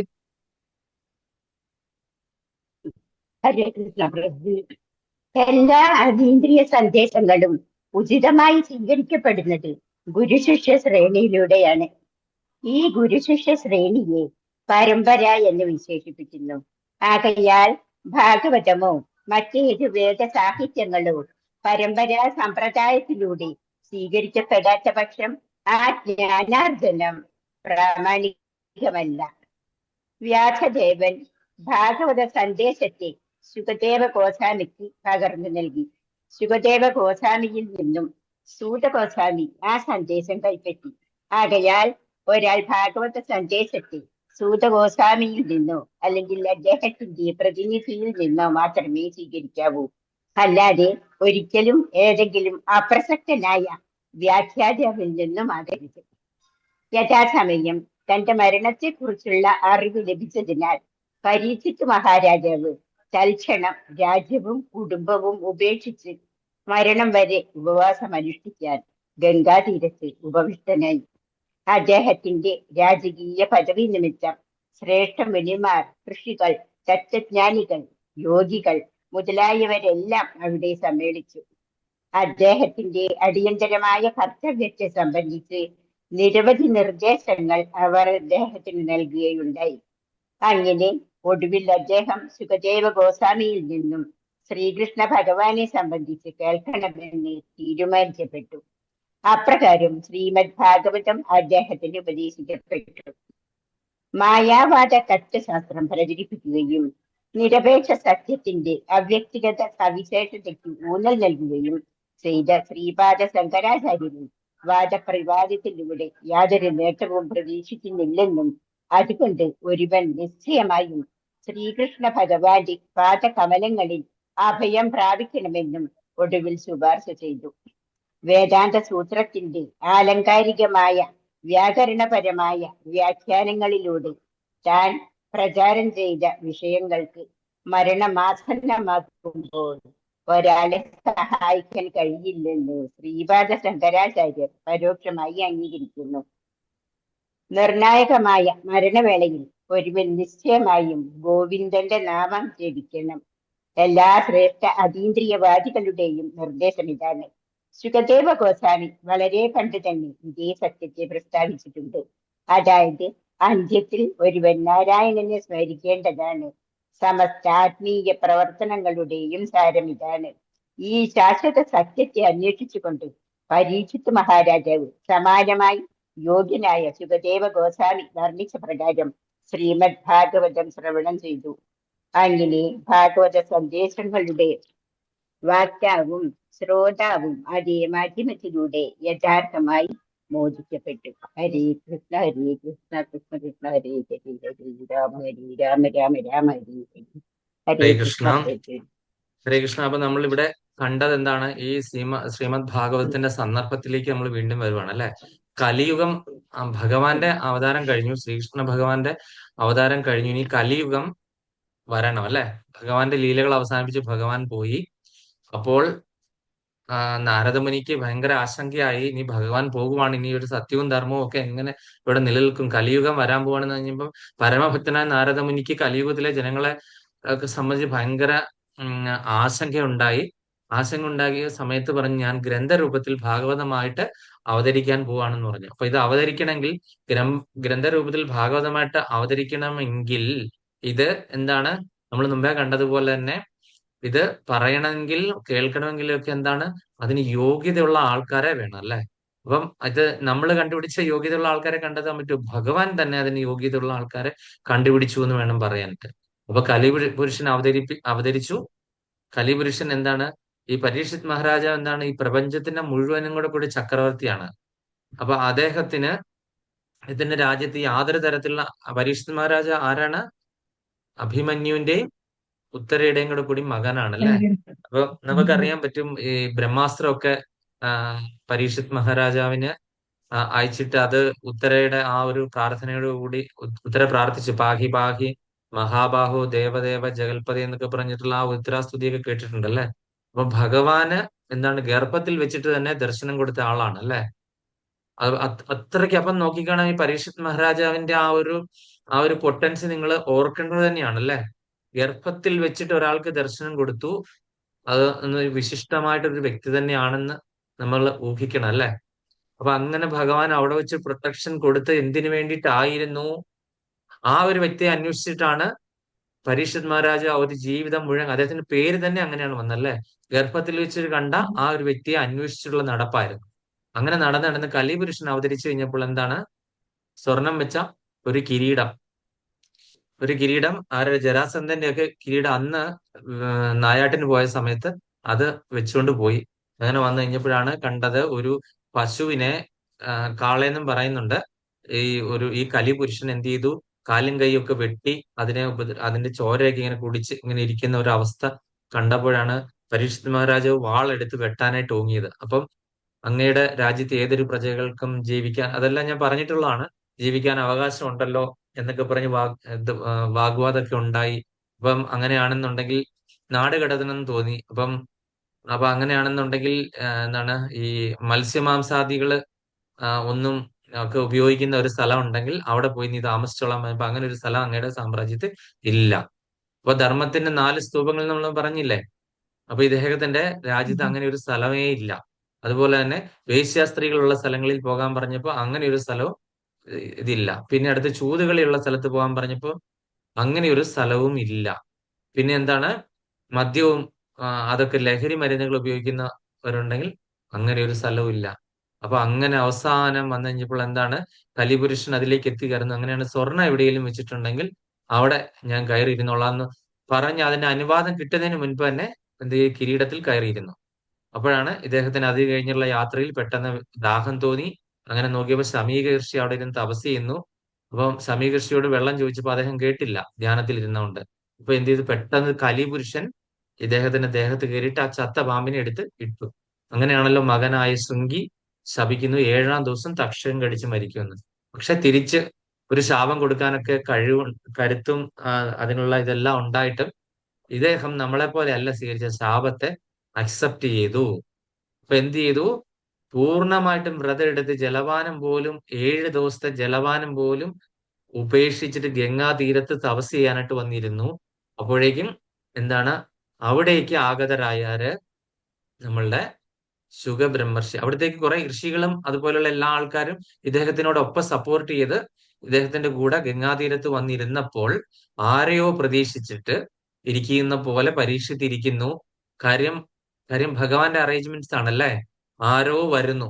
അങ്ങനെ ആ പ്രധാനപ്പെട്ട ഋഷിമാരും ഒക്കെ ആരെയോ പ്രതീക്ഷിച്ചിരിക്കുകയാണ്. വിളിച്ചിട്ട് വന്നല്ല, തനിയെ എത്തിച്ചേർന്നു. ആഗതനായി സുഖബ്രഹ്മർഷി അവിടെ ഇരുന്നിട്ട് ഈ കാര്യങ്ങളൊക്കെ പറഞ്ഞു. ഈ കാര്യങ്ങളൊക്കെ അദ്ദേഹം അറിഞ്ഞു, ത്രികാലജ്ഞാനിയുമാണ്. അപ്പൊ ചോദിച്ചു, മനുഷ്യക്ഷേമത്തിന് വേണ്ടിയിട്ട് എന്താണ് ചെയ്യാനുള്ള ഒരു വ്യക്തിക്ക് എന്ന് പറഞ്ഞപ്പോ ഈ 7 ദിവസമേ ഉള്ളൂ എനിക്ക് ബാക്കിയുള്ളൂ അല്ലെ. നമുക്കൊക്കെ ഒരു നിമിഷം പോലും ബാക്കിയുണ്ടോ എന്ന് അറിയത്തില്ല. പരീക്ഷത്തിന് കൃത്യമായിട്ട് 7 ദിവസത്തെ ആയുസ് ഉണ്ടായിരുന്നു അല്ലെ. ഈ 7 ദിവസം കൊണ്ട് എന്തെനിക്ക് ചെയ്യാൻ പറ്റും? ഖഡ്വാങ്കൻ എന്ന ധരണീശന് ഒരു മുഹൂർത്തം കൊണ്ടാണ് കിട്ടിയത്. ഇവിടെ 7 ദിവസം പരീക്ഷത്തിന് കിട്ടി. ആ 7 ദിവസം കൊണ്ട് ഭഗവാനെ പറ്റി അറിയാനായിട്ടുള്ള മാക്സിമം കാര്യങ്ങൾ. അപ്പം ഒരു കാര്യം മാത്രമേ വിട്ടിട്ടുള്ളൂ, രാധാറാണിയുടെ കാര്യം. കാര്യം രാധാറാണിയെ പറ്റി പറഞ്ഞു കഴിഞ്ഞാൽ ഒരു യുഗം എടുത്തു കഴിഞ്ഞാലും തീരില്ല, അത്രയ്ക്ക് മഹിമ. ഇപ്പൊ വൃന്ദാവനത്തിലൊക്കെ പോയിട്ട് വന്ന ഞാൻ അമ്പിയ മാതാജിയോട് ഒക്കെ ചോദിച്ചു കഴിഞ്ഞാൽ അറിയാം അല്ലെ. രാധാറാണിയെ പറ്റി പറഞ്ഞു കഴിഞ്ഞാൽ തീരത്തില്ല. ശ്രീകൃഷ്ണ ലീലകൾ നമ്മൾ ഇതിനകത്ത് പറഞ്ഞിരിക്കുന്നത് മാത്രമേ അറിയുള്ളൂ. അത് തന്നെ എത്രയോ 18,000 ശ്ലോകങ്ങളിലൂടെയാണ് നമ്മൾ ഇത് നമുക്ക് കിട്ടിയത് അല്ലെ. അതിലും അപ്പുറത്തേക്ക് ഒരു കാര്യം നമുക്കറിയില്ല. അതുകൊണ്ട് വളരെ ചുരുക്കിയാണ് പറഞ്ഞിരിക്കുന്നത് ഇത്രയും കാര്യങ്ങൾ. ഈ 18,000 ശ്ലോകത്തിൽ ഒതുക്കുകയായിരുന്നു അല്ലെ. ഈ 7 ദിവസം ഒരാളുടെ ജീവൻ പോകാനിരിക്കുന്ന ഒരു വ്യക്തിക്ക് പറഞ്ഞു കൊടുക്കാൻ പറ്റുന്ന മാക്സിമം എക്സ്റ്റെന്റിലാണ് അത് പറഞ്ഞു കൊടുത്തിരിക്കുന്നത് അല്ലെ. അപ്പൊ അങ്ങനെ 7 ദിവസം കൊണ്ട് ഈ പറയുന്ന ശ്രീമദ് ഭാഗവതം ഉപദേശിച്ചു കൊടുത്തു. അവിടെ ഇരുന്ന് ഇത് കേട്ട വ്യക്തിയാണ് സൂത ഗോസ്വാമി അല്ലെ. ആ സൂത ഗോസ്വാമിയാണ് ഇത് നൈമിഷാരണ്യത്തിൽ വെച്ചിട്ട് അവിടെ ഇരിക്കുന്ന ആയിരക്കണക്കിന് സന്യാസി വര്യന്മാർക്ക് ഈ പറയുന്ന വീണ്ടും ഉപദേശിച്ചു. സുഖദേവ ഗോസ്വാമിയിൽ നിന്ന് കേട്ടത് അതേപടി വീണ്ടും അദ്ദേഹം നൈമിഷാരണ്യത്തിൽ വെച്ചിട്ട് ഉപദേശിച്ചു. അപ്പം ആ ഗ്രന്ഥരൂപത്തിൽ ഭാഗവതം കിട്ടി അല്ലെ. ഭാഗവതം കിട്ടിക്കഴിഞ്ഞാൽ എന്താണ്, അത്രയും നാളും തേടിക്കൊണ്ടിരുന്ന വ്യക്തിയെ പരീക്ഷത്തിന് എന്താണ് ഈ 7 ദിവസം കൊണ്ട് കിട്ടി. പരമസായുജ്യം കിട്ടി അല്ലേ? പരമസായുജ്യം കിട്ടി. തക്ഷണല്ല വേറെ ആര് കടിച്ചു കഴിഞ്ഞാലും എന്താണ് ആര് വേണേലും വന്ന് കഴിച്ചു എന്നുള്ള ഒരു ഭാവത്തിൽ ശരീരം എന്ന് പറഞ്ഞ ഒരു സങ്കല്പമേ അവിടെ ഇല്ല. ശരീരം എന്ന് പറഞ്ഞ ഒരു സങ്കല്പമേ അവിടെ ഇല്ല. ഞാൻ എന്താണ് ആത്മാവ് ഭഗവാന്റെ അംശമാണ് അല്ലെ? എനിക്കും ഭഗവാനും തമ്മിലാണ് ബന്ധം. ഈ ശരീരത്തിന് എന്ത് സംഭവിച്ചോട്ടെ, തക്ഷകൻ എന്നാ വന്ന് കടിച്ചു, ഏത് സമയം വേണമെങ്കിലും കടിച്ചു, ഞാൻ റെഡിയാണ് എന്നുള്ള ഒരു ഭാവത്തിലേക്ക് എത്തിച്ചേർന്ന ആ ഒരു പരമഭക്തൻ ഇത്രയും നാളും തേടിക്കൊണ്ടിരിക്കുന്ന ഭഗവാനെ ഗ്രന്ഥരൂപത്തിലുള്ള അതുപോലെ തന്നെ ആ വാക്ക് രൂപത്തില് എന്താണ് ഈ പറയുന്ന ശ്രവണത്തിൽ കൂടി ഭഗവാനെ ഉള്ളിലേക്ക് കയറ്റിയ ആളാണ് അല്ലെ? ശ്രവണത്തിൽ കൂടി അദ്ദേഹം കീർത്തനം ആര് ചെയ്യുന്നു? കീർത്തനം ശുഖബ്രഹ്മർഷി ചെയ്തു. അത് ശ്രവണത്തിൽ കൂടി പരീക്ഷിത് മഹാരാജാവ് അതിന് ഉള്ളിലേക്ക് കയറ്റി. അപ്പൊ അങ്ങനെയാണ് ഈ ഭാഗവതം നമുക്ക് കിട്ടിയത്. അപ്പൊ ഈ ഭാഗവതം കൊണ്ട് നമ്മൾ ഉദ്ദേശിക്കുന്നത് അന്തേ നാരായണ സ്മൃതി, അവസാനം കേശവം പ്രതി ഗച്ഛതി അന്ധകാലേച്ച മാമേച്ച സ്മരൻ മുക്ത കളയവര എന്നെല്ലാം നമ്മൾ കേട്ടിട്ടുണ്ട് അല്ലെ? നമ്മളുടെ ഒരു ജീവിതത്തിന്റെ അവസാനത്തെ ലക്ഷ്യം എന്താണ്? അന്തേ നാരായണ സ്മൃതി. ഈ ശ്ലോകത്തിൽ കൂടെ നമുക്ക് മനസ്സിലാക്കാൻ പറ്റുന്ന എന്താണ്? നമ്മള് അവസാനം നമുക്ക് ഭഗവാന്റെ സ്മരണ ഉണ്ടാകണം. നിങ്ങളൊക്കെ ഉണ്ടാകുവോ ഇല്ലയോ അല്ലെ? അതത്ര ഈസി ആയിട്ടുള്ള കാര്യമുള്ള അന്തേ നാരായണ സ്മൃതി എന്ന് പറയാനായിട്ട് വളരെ എളുപ്പമാണ്, ക്ലാസ് എടുക്കാനും വളരെ എളുപ്പമാണ്. പക്ഷെ അതുണ്ടാകുക എന്ന് പറഞ്ഞു കഴിഞ്ഞാൽ അത്ര ഈസി ആയിട്ടുള്ള കാര്യമല്ല. നമ്മൾ അയ്യോ എന്നാ വിളിക്കുന്നത് അല്ലെ? എന്തെങ്കിലും കാരണം കാണുമ്പോൾ അയ്യോ എന്നാ ആദ്യം വിളിക്കുന്നത്. അയ്യോ എന്ന് വിളിച്ച യമദേവന്റെ പത്നിയാണ് അയ്യോ, അതാണ് ഓടി വരുന്നത്. അന്തേ നാരായണ സ്മൃതി എത്ര പേർക്ക് പറ്റും? അതിനുള്ള പ്രാക്ടീസാണ് നമ്മൾ ഹരിനാമ ജപത്തിൽ കൂടെ ചെയ്യുന്നതും സദാ ഹരിയായിട്ടിരിക്കാനും ചെയ്യുന്നത്. അവസാനം എന്താണ്? നാരായണ സ്മൃതി ഉണ്ടാകുക. അപ്പൊ നാരായണനെ പറ്റി സ്മൃതി ചെയ്യാനായിട്ട് എന്താണ്? നാരായണനെ പറ്റി അറിയണം ശരിക്കും. നാരായണൻ ആരാണ്? അദ്ദേഹം ചെയ്ത കാര്യങ്ങൾ എന്താണ്? അദ്ദേഹത്തിന്റെ പ്രവൃത്തി, അദ്ദേഹത്തിന്റെ അവതാരങ്ങള്, ലീലകള്, ഇതെല്ലാം അറിഞ്ഞാലേ നാരായണ സ്മൃതി ഉണ്ടാകുള്ളൂ. അപ്പൊ അതിനു വേണ്ടിയിട്ടുള്ള കാര്യങ്ങളാണ് നമ്മൾ പഠിച്ചുകൊണ്ടിരിക്കുന്നതും കണ്ടുകൊണ്ടിരിക്കുന്നത്. ഹരേ കൃഷ്ണ. അടുത്ത ശ്ലോകം 43. കൃഷ്ണീ സ്വധാമോപഗതി ധർമ്മജ്ഞാനാദിഭിः സഹാം കലൗ നഷ്ട ദശാമേഷ പുരാണാർക്കോ നോദിതാം. കൃഷ്ണീ സ്വധാമോപഗതി ധർമ്മജ്ഞാനാദിഭിः സഹ കലൗ നഷ്ട ദൃശാമേക്ഷ പുരാണാർക്കോ ധനോദിതഃ. ഹരേ കൃഷ്ണ. ശശികല മാതാജി. ഹരേ കൃഷ്ണ. കൃഷ്ണേ സ്വധാമോപഗതേ ധർമ്മജ്ഞാനാദപി സഹ കലോ തൃഷാമേഷ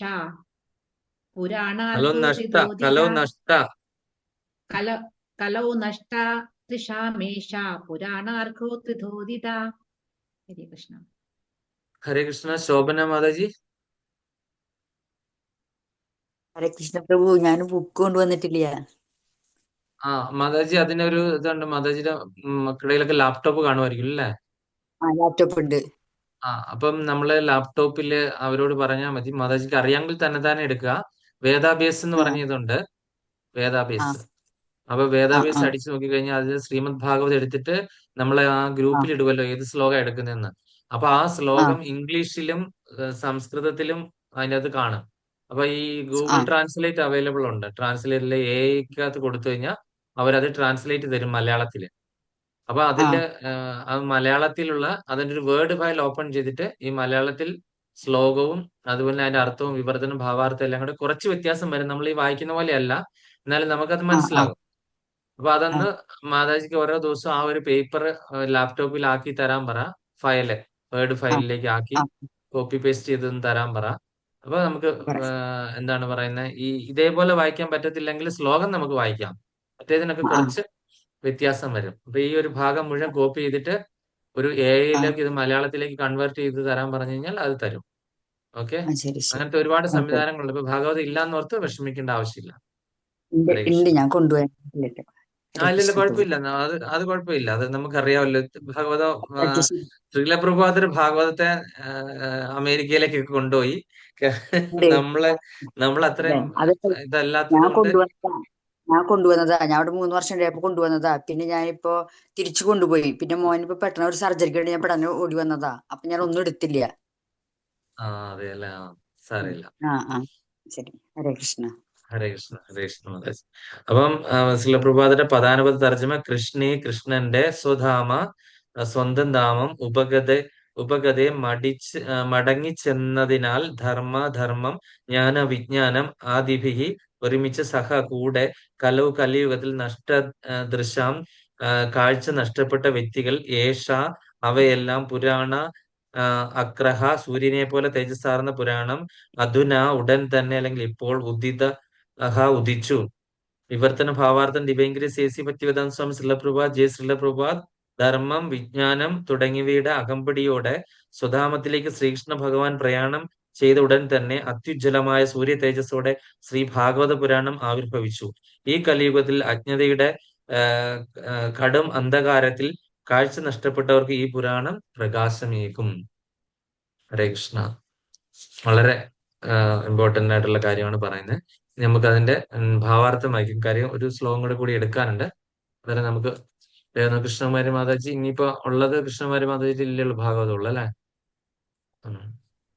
ഓക്കെ, കൃഷ്ണകുമാരി മാതാജി. മാതാജി ഉറങ്ങരുത്. വീഡിയോ ഓൺ ആക്കി ഇരിക്കുവാണെങ്കിൽ എന്താണ് ഉറക്കം വരില്ല. അല്ലെങ്കിൽ എന്താണ് തനിയെ ഉറക്കം വരും. തനിയെ ഉറക്കം വന്ന് ചാഞ്ഞു പോകും. നല്ല സമയമാണ് ഉറങ്ങേണ്ട നാട്ടില്. ഹരേ കൃഷ്ണ. പെട്ടെന്ന് വായിച്ചു. അതുകൊണ്ട് ഹരേ കൃഷ്ണ. 43 മനസ്സിലാക്കി. ശ്രീകൃഷ്ണ ഭഗവാന് സ്വയം അഥവാ വാസസ്ഥലമുണ്ട്. അവിടെ അദ്ദേഹം ശാശ്വത സഹചാരികളോടും അദ്ദേഹത്തിന്റെ പരിച്ഛേദങ്ങളോടും കൂടി നിത്യമായി സ്വയം ആനന്ദിക്കുന്നു. ഭഗവാന്റെ ആന്തരിക ശക്തിയുടെ ആവിഷ്കാരമാണ് അദ്ദേഹത്തിന്റെ ശാശ്വത ധാമം. ഭൗതിക ലോകം ഭഗവാന്റെ ഭാഗ്യശക്തിയുടെ ആവിഷ്കാരമാണ്. എപ്പോൾ ഭഗവാൻ ഭൗതിക ലോകത്തിൽ ആരോഹണം ചെയ്ത് അവതരിക്കുന്നുവോ അപ്പോൾ ആത്മമായ എന്ന് വിശേഷിപ്പിക്കുന്ന ആന്തരിക ശക്തിയുടെ അഖില പരിച്ഛേദങ്ങളോടും കൂടി ഭഗവാൻ സ്വയം പ്രശോഭിക്കുന്നു. സ്വശക്തി അഥവാ തന്റെ ആത്മമായയാൽ അവരോഹണം ചെയ്ത് സ്വയം അവതരിക്കുന്നുവെന്ന് ഭഗവത്ഗീതയിൽ ഭഗവാൻ അരുളി ചെയ്യുന്നു. ആകയാൽ ഭഗവാന്റെ നാമം, രൂപ, യശസ്, പരിച്ഛേദങ്ങൾ തുടങ്ങിയവയെല്ലാം ദൈവത്തിന്റെ സൃഷ്ടികളല്ല. ഭഗവാനാൽ നേരിട്ട് വിളംബരം ചെയ്യപ്പെട്ട ധർമ്മസംഹിതകളെ ആർക്ക് പുനഃസ്ഥാപിക്കാൻ കഴിയുകയില്ല. ധർമ്മസംഹിതകളെ ആജ്ഞാപിക്കാൻ ഭഗവാനോ അല്ലെങ്കിൽ ഭഗവാനാൽ അധികാരപ്പെടുത്തപ്പെട്ട യോഗ്യരായ വ്യക്തികൾക്കോ മാത്രമേ കഴിയുകയുള്ളൂ. ഭഗവാനെ അറിയുക, ഭഗവാനുമായുള്ള നമ്മുടെ ബന്ധത്തെക്കുറിച്ച് അറിയുക, ഭഗവാനുമായി ബന്ധപ്പെട്ട് നമ്മുടെ കർത്തവ്യം എന്തെന്നറിയുക, ഈ ഭൗതിക ശരീരം ഉപേക്ഷിച്ച ശേഷം പരമമായ നമ്മുടെ പ്രാപ്യസ്ഥാനം എന്തെന്നറിയുക എന്നിവയൊക്കെയാണ് യഥാർത്ഥ ധർമ്മം. മായാശക്തിയുടെ കുരുക്കിലകപ്പെട്ട പരമാത്മാക്കൾ ഈ ജീവിതത്വങ്ങളെ കുറിച്ച് തികച്ചും അജ്ഞരാണ്. ഭൂരിപക്ഷം പേരും മൃഗങ്ങളെപ്പോലെ ഭോജനം, ശയനം, ഭയം, സംയോഗം എന്നിവയിൽ വ്യാപൃതരായിരിക്കുന്നു. മതാനുഷ്ഠാനപരം, വിജ്ഞാനം അഥവാ പരിത്രാണ എന്നീ നാട്യത്തിൽ അധിക പക്ഷവും ഇന്ദ്രിയാസ്വാദനത്തിൽ നിരതരായിരിക്കുന്നു. വർത്തമാന കലഹയുഗത്തിൽ അവർ അതിവേഗമായി അന്ധരായി തീർന്നിരിക്കുന്നു. കലിയുഗത്തിൽ ജനങ്ങൾ വെറും മൃഗങ്ങളുടെ രാജകീയ പതിപ്പാണ്. ദൈവികമായ മതാനുസാരിയുമായി ജീവിതത്തോടോ അഥവാ ആത്മജ്ഞാനത്തോടോ അവർക്ക് യാതൊരു താല്പര്യവുമില്ല. സൂക്ഷ്മ മനസ്സിനും ബുദ്ധി അഥവാ അഹന്ത എന്നിവയുടെ അധികാര പരിധിക്കും അപ്പുറത്തെ യാതൊന്നും തന്നെ ദർശിക്കാൻ സാധിക്കാത്ത വിധം അത്രയ്ക്കും അവർ അന്ധരായി തീർന്നിരിക്കുന്നു. അതേസമയം വിജ്ഞാന, ശാസ്ത്രം, ഭൗതിക ക്ഷമ എന്നിവയുടെ പുരോഗതിയിൽ അവർ ആധിക്യമായി അഭിമാനിക്കുകയും ചെയ്യുന്നു.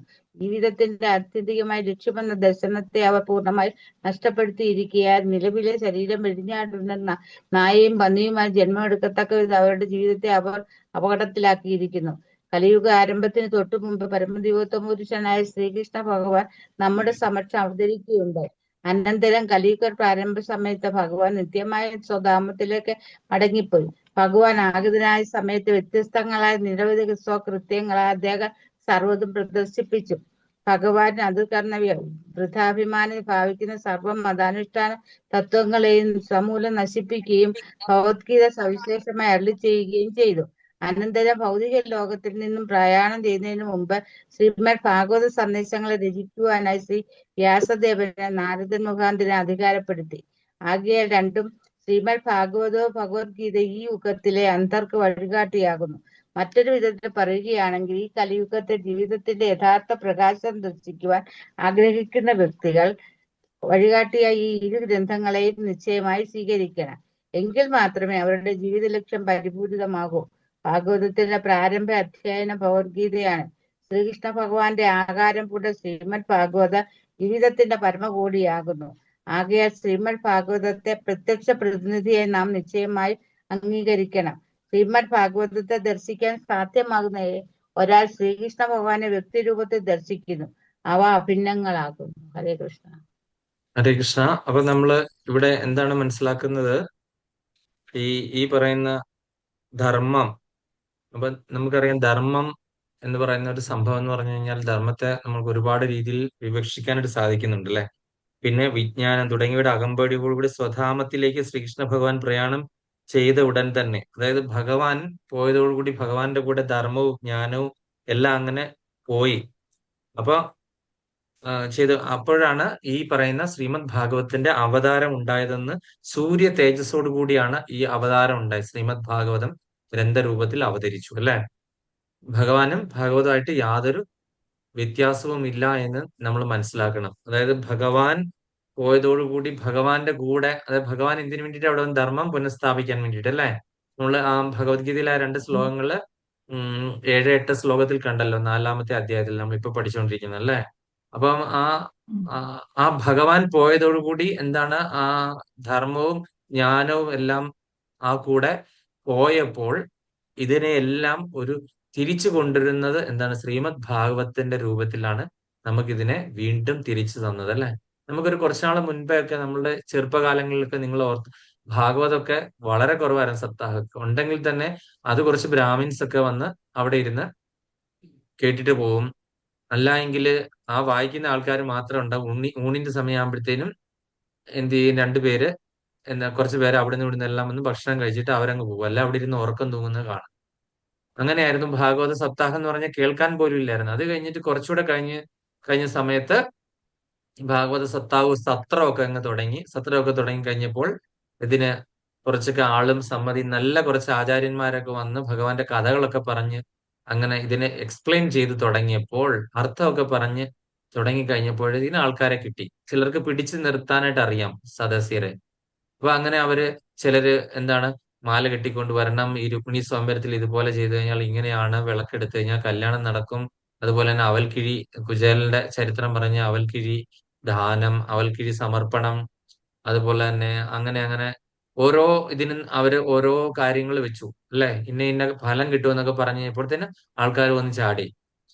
അങ്ങനെയൊക്കെയാണ് പിന്നെ മൂലം ഭാഗവതം എന്നൊക്കെ പറഞ്ഞ് ഞാൻ ഈ കുറച്ചാൾ മുൻപെയാണ് എനിക്ക് മൂലം ഭാഗവതത്തെ പറ്റിയൊക്കെ എനിക്കൊരു ചെറിയൊരു ഇതെങ്കിലും കിട്ടിയത്.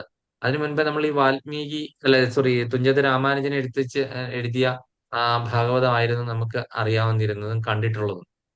അപ്പൊ അങ്ങനെ ഈ പറയുന്ന മൂലം ഭാഗവതവും അത് 18,000 ശ്ലോകം അതൊക്കെ നമ്മൾ കൃഷ്ണാഭവത്തിൽ വന്നപ്പോഴാണ് മനസ്സിലായത് അല്ലെ. ആധികാരികമായിട്ട് എങ്ങനെ മറ്റുള്ളവരൊക്കെ തന്നെ ഈ ഭാഗവതമൊക്കെ പറഞ്ഞിട്ട്, ഈ ഭാഗവത ആചാര്യന്മാർക്ക് എല്ലാവരും ഒന്നാണ്, എല്ലാ ദേവീദേവന്മാരും ഒന്നാണ്, അല്ലെങ്കിൽ ആ ഒരു ഇതെല്ലാം മൊത്തത്തിൽ എന്താണ്, ഒരു മായയാണ്, ഭഗവാന് രൂപമില്ല, ഈ ഒരു രീതിയിൽ ശങ്കരാചാര്യരുടെ ശങ്കരാചാര്യര് പിന്നെ നമ്മുടെ ഈ എന്താണ് പറയുന്നത്, ഈ ശ്രീരാമകൃഷ്ണ പരമഹംസൻ, വിവേകാനന്ദൻ, അതുപോലെ തന്നെ ഈ രമണ മഹർഷി, ശ്രീനാരായണ ഗുരുദേവൻ, ഇങ്ങനെ കുറെ വ്യക്തികൾ ആ സമയത്ത് ശങ്കര ഫിലോസഫി ഫോളോ ചെയ്തിട്ട് ആ ഒരു രീതിയിൽ പോയിക്കൊണ്ടിരുന്ന ആൾക്കാരൊക്കെ ഭഗവാന്റെ ആ ഒരു പൊട്ടൻസി മറച്ചു വെച്ചു.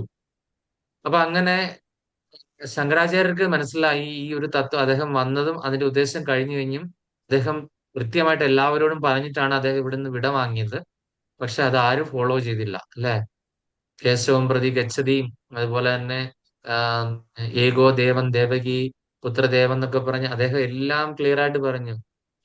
ഗോവിന്ദം ഭജ മൂഢമതേ എന്നൊക്കെ പറഞ്ഞ് ഭജഗോവിന്ദം ഒക്കെ എഴുതി. എന്നിട്ടൊന്നും ആരുടെയും തലയിലേക്ക് കയറിയിട്ടില്ല. എല്ലാരും ഈ ഭഗവാന്റെ ആ ഒരു നിർവ്യക്തിഗത ആ ഒരു ഇതിലേക്ക് ഉപാസന തുടങ്ങി. അപ്പൊ അങ്ങനെ ഇരിക്കുന്ന ആ ഒരു സമയത്താണ് എന്താണ്, നമുക്ക് ശ്രീമദ് ഭാഗവതം നമുക്ക് എന്താണ് ഈവൻ നമുക്കറിയാം ഏതൊരു കാര്യമാണെന്നുണ്ടെങ്കിൽ അതിൻ്റെതായ കുറച്ച് സമയമെടുക്കും അല്ലെ.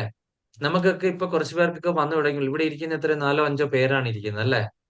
അപ്പം നമുക്ക് ഒരു ഭാഗവത സപ്താഹത്തിന് പോയി കഴിഞ്ഞു കഴിഞ്ഞാൽ ഒരു കുറച്ചുകൂടെ ആൾക്കാർ കാണാം. അവർ വന്നിരിക്കുന്നവരൊക്കെ ചിലപ്പം ഇത് കേട്ട് കഴിഞ്ഞു കഴിഞ്ഞാൽ എന്തെങ്കിലും പ്രയോജനം കിട്ടും എന്നുള്ള രീതിയിലായിരിക്കും വരുന്നത്. ഒന്നുകിൽ പ്രസാദം കഴിക്കാം, വീട്ടിലിരുന്ന് വെറുതെ ഇരുന്ന് എവിടെ ഇരുന്ന് ഉറങ്ങാം, ഒന്നുകിൽ ഇവിടെ ഇരുന്ന് ഉറക്കം തൂങ്ങാം, അല്ലെങ്കിൽ പ്രസാദം കഴിക്കാം. ചിലര് ഇന്ന പോലെ ആ ഒരു അവൽക്കിഴി നേദിച്ചു കഴിഞ്ഞാൽ എന്റെ ദാരിദ്ര്യം മാറുമല്ലോ, അല്ലെങ്കിൽ എന്റെ മകൻ ഒരു ജോലി കിട്ടുമല്ലോ, അങ്ങനെ അങ്ങനെയൊക്കെ പല കാര്യങ്ങളിലാകും. എത്ര പേര് ആ ഭാഗവതം വായിച്ചല്ലെങ്കിൽ പഠിച്ചു കഴിഞ്ഞു കഴിഞ്ഞാൽ ഇത് എനിക്ക് ഭഗവാനിലേക്കുള്ള ഡയറക്ട്ലി എന്താണ് വിസയാണെന്നുള്ള കാര്യം മനസ്സിലാക്കി അല്ലെങ്കിൽ ഭഗവത് പ്രേമം കിട്ടുമെന്നറിഞ്ഞ് അവിടെ ഇരിക്കുന്നവരുണ്ട്. വളരെ കുറവല്ലേ. അപ്പം എനിക്കിതൊന്നും വേണ്ട, എനിക്ക് ഭഗവാനെ എന്നെ നോക്കിയാൽ മതിയായിരുന്നു, എനിക്ക് ഭഗവത് പ്രേമം കിട്ടിയാൽ മതിയായിരുന്നു എന്ന് ആഗ്രഹിച്ച് ഭാഗവതം കേൾക്കുന്ന എത്ര വ്യക്തികളുണ്ട്. പിന്നെ അതേ രീതിയിൽ ഭാഗവതം പറഞ്ഞു തരാനായിട്ട് പറ്റുന്ന എത്ര വ്യക്തികളുണ്ട്. അത് വളരെ വിരളമല്ലേ. അപ്പൊ അതുകൊണ്ട് നമ്മൾ മനസ്സിലാക്കേണ്ടത്, നമ്മള് ഈ ഭാഗവതം നമ്മൾ ആരിൽ നിന്ന് കേൾക്കുന്നു, അതുപോലെ തന്നെ നമ്മൾ ഇത് ഏത് രീതിയിൽ മനസ്സിലാക്കുന്നു, അതുപോലെ തന്നെ ഏത് രീതിയിൽ നമ്മൾ ഇതിനെ പ്രാക്ടീസ് ചെയ്യുന്നു, ഏത് രീതിയിൽ ഇതിനെ ഭാഗവത ധർമ്മം ഫോളോ ചെയ്യുന്നു. ഈ കാര്യങ്ങളാണ് നമ്മൾ പ്രധാനമായിട്ടും നമ്മൾ നോക്കേണ്ടത്. ഏത് രീതിയിൽ അത് നമ്മൾ നിലനിർത്തിക്കൊണ്ടു പോകുന്നു, ഈ ഭാഗവത ധർമ്മം നമ്മൾ എങ്ങനെ പ്രചരിപ്പിക്കുന്നു, എങ്ങനെ നമ്മളത് പിന്തുടരുന്നു.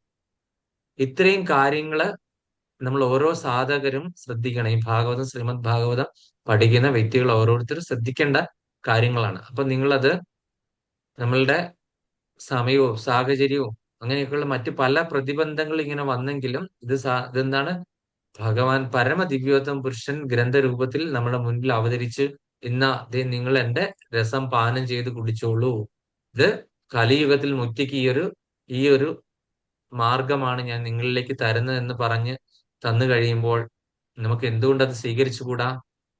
അപ്പൊ അത് നമ്മളെല്ലാവരും ഒന്ന് മനസ്സിലാക്കിയിരിക്കേണ്ട കാര്യമാണ്. ഇനി അടുത്തത് 44-ാമത്തെ ശ്ലോകമാണ് നമ്മൾ പറയുന്ന ലാസ്റ്റ് ശ്ലോകം.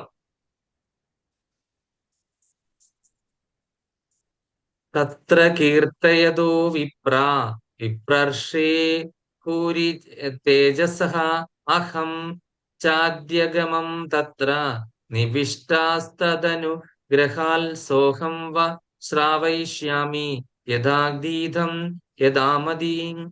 തത്ര കീർത്തയതോ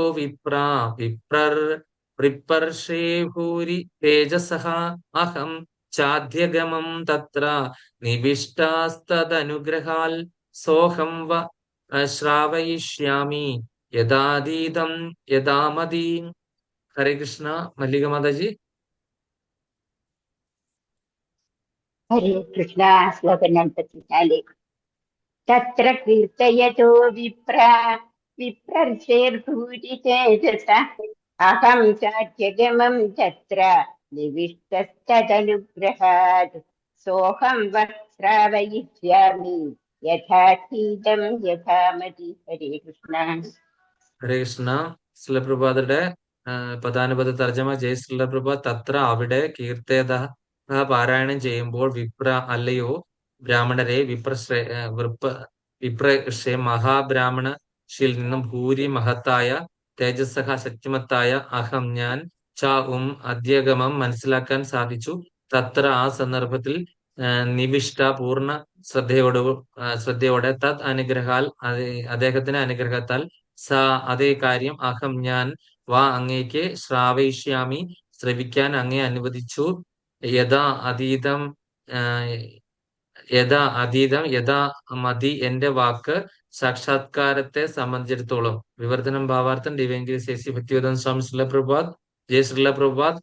അല്ലയോ പണ്ഡിത ബ്രാഹ്മണ ശ്രേഷ്ഠരെ, സുഖദേവ ഗോസ്വാമി അവിടെ ശ്രീമദ് ഭാഗവതം വിശദീകരിച്ച് വർണ്ണിച്ചപ്പോൾ അതീവ ശ്രദ്ധയോടെ ഞാൻ അത് ശ്രവിച്ചു. അவ்விധം അദ്ദേഹത്തിന്റെ കൃപയാൽ ആ ശ്രേഷ്ഠനും പ്രഭാവശാലിയുമായ ഋഷിവരിൽ നിന്ന് ശ്രീമദ് ഭാഗവതം അഭ്യസിച്ചു. ആകയാൽ ഇപ്പോൾ അതേ കാര്യം ഞാൻ അദ്ദേഹത്തിൽ നിന്നും ശ്രവിച്ച അതേ പ്രകാരത്തിലും ഞാൻ അതിനെ സാക്ഷാത്കരിച്ച ഔവണ്ണം നിങ്ങൾക്ക് ശ്രവ്യവേദ്യമാക്കാൻ പരിശ്രമിക്കാം. ഹരേ കൃഷ്ണ. ഞാൻ അംബിക മാതാജി. ഭാവാർത്ഥം. ഭാവാർത്ഥം. ജയ് ശ്രീല പ്രഭുപാദ് കി ജയ്. ശ്രീ സുഖദേവ ഗോസ്വാമിയെ പോലെ ആത്മസാക്ഷാത്കാരം സിദ്ധിച്ച മഹാത്മാവിൽ നിന്നും ശ്രീമദ് ഭാഗവതം ശ്രവിക്കുന്ന ഒരാൾ നിശ്ചയമായും ശ്രീകൃഷ്ണ ഭഗവാന്റെ സാന്നിധ്യം ശ്രീമദ് ഭാഗവത താളുകളിൽ പ്രത്യക്ഷമായി ദർശിക്കും. എത്രയായാലും വ്യാജനായ ആഖ്യാതാവിന്റെ പക്കൽ നിന്നും ഒരിക്കലും ഭാഗവതം അഭ്യസിക്കരുത്.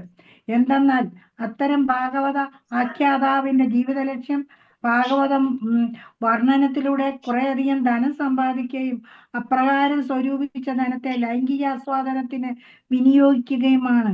ആകയാൽ ലൈംഗിക ജീവിതത്തിൽ വ്യാപൃതരായവരുടെ സംസർഗമുള്ളവരിൽ നിന്നും ആരും ശ്രീമദ് ഭാഗവത അധ്യയനം നടത്തരുത്. മാത്രവുമല്ല, ലൗകികമായ പാണ്ഡിത്യത്തിലൂടെ ശ്രീമദ് ഭാഗവത ഗ്രന്ഥ വ്യാഖ്യാനം നടത്തുന്നവരിൽ നിന്നും ശ്രീമദ് ഭാഗവത ശ്രവണം നടത്തരുത്. ശ്രീമദ് ഭാഗവത താളുകളിൽ ശ്രീകൃഷ്ണ ഭഗവാനെ ദർശിക്കാൻ ആഗ്രഹിക്കുന്ന ഒരാൾ നിശ്ചയമായും ശ്രീ സുഖദേവ ഗോസ്വാമിയുടെ പ്രതിനിധിയിൽ നിന്ന് ശ്രീമദ് ഭാഗവതം അഭ്യസനം നടത്തണം. മറ്റാരിൽ നിന്നും അരുത്. അതല്ലാതെ ശ്രീകൃഷ്ണ ഭഗവാനെ ദർശിക്കുവാൻ മറ്റൊരു മാർഗവുമില്ല. മഹാപണ്ഡിത ബ്രാഹ്മണ ശ്രേഷ്ഠനായ ശ്രീ സുഖദേവ ഗോസ്വാമിയിൽ നിന്നും സ്വീകരിച്ച അതേവിധം ഭാഗവത സന്ദേശങ്ങളെ അവതരിപ്പിക്കുവാൻ ശ്രീ സൂത ഗോസ്വാമി ആഗ്രഹിക്കയാൽ അദ്ദേഹം ശ്രീ സുഖദേവ ഗോസ്വാമിയുടെ നിർവ്യാജനും ഉത്തമ വിശ്വാസ യോഗ്യനുമായ പ്രതിനിധിയാകുന്നു. ശ്രീ സുഖദേവ ഗോസ്വാമി അദ്ദേഹത്തിന്റെ ഉത്കൃഷ്ട പിതാവിൽ നിന്ന് രചിച്ച അതേപടി ശ്രീമദ് ഭാഗവതത്തെ അവതരിപ്പിച്ചു. ആകയാൽ ശ്രീ സുഖദേവ ഗോസ്വാമിയിൽ നിന്നും ശ്രവിച്ച അതേപ്രകാരം ശ്രീ സൂത ഗോസ്വാമി ശ്രീമദ് ഭാഗവതം അവതരിപ്പിക്കുന്നു. ലാഘവ ശ്രവണം സർവവും ആകുന്നില്ല. അതീവ ശ്രദ്ധയോടെ ഉചിതമായ രീതിയിൽ നിശ്ചയമായി ഒരാൾ ഭാഗവതത്തെ സാക്ഷാത്കരിക്കണം. ശ്രവണേന്ദ്രിയത്താൽ സൂത ഗോസ്വാമി ഭാഗവത സത്തയെ പാനം ചെയ്തുവെന്ന് നിവിഷ്ട എന്ന പദം അർത്ഥമാക്കുന്നു. ഭാഗവത സ്വീകരണത്തിന്റെ യഥാർത്ഥ രീതി അപ്രകാരമാകുന്നു. ആത്മാർത്ഥ വ്യക്തിയിൽ നിന്നും അതീവ ശ്രദ്ധയോടെ ശ്രീമദ് ഭാഗവതം ശ്രവിക്കുന്ന ഒരാൾ തൽക്ഷണം ഓരോ താളിലും ശ്രീകൃഷ്ണ സാന്നിധ്യം സാക്ഷാത്കരിക്കുന്നു. ശ്രീമദ് ഭാഗവത സാക്ഷാത്കാര രഹസ്യം ഇവിടെ പ്രസ്താവിച്ചിരിക്കുന്നു.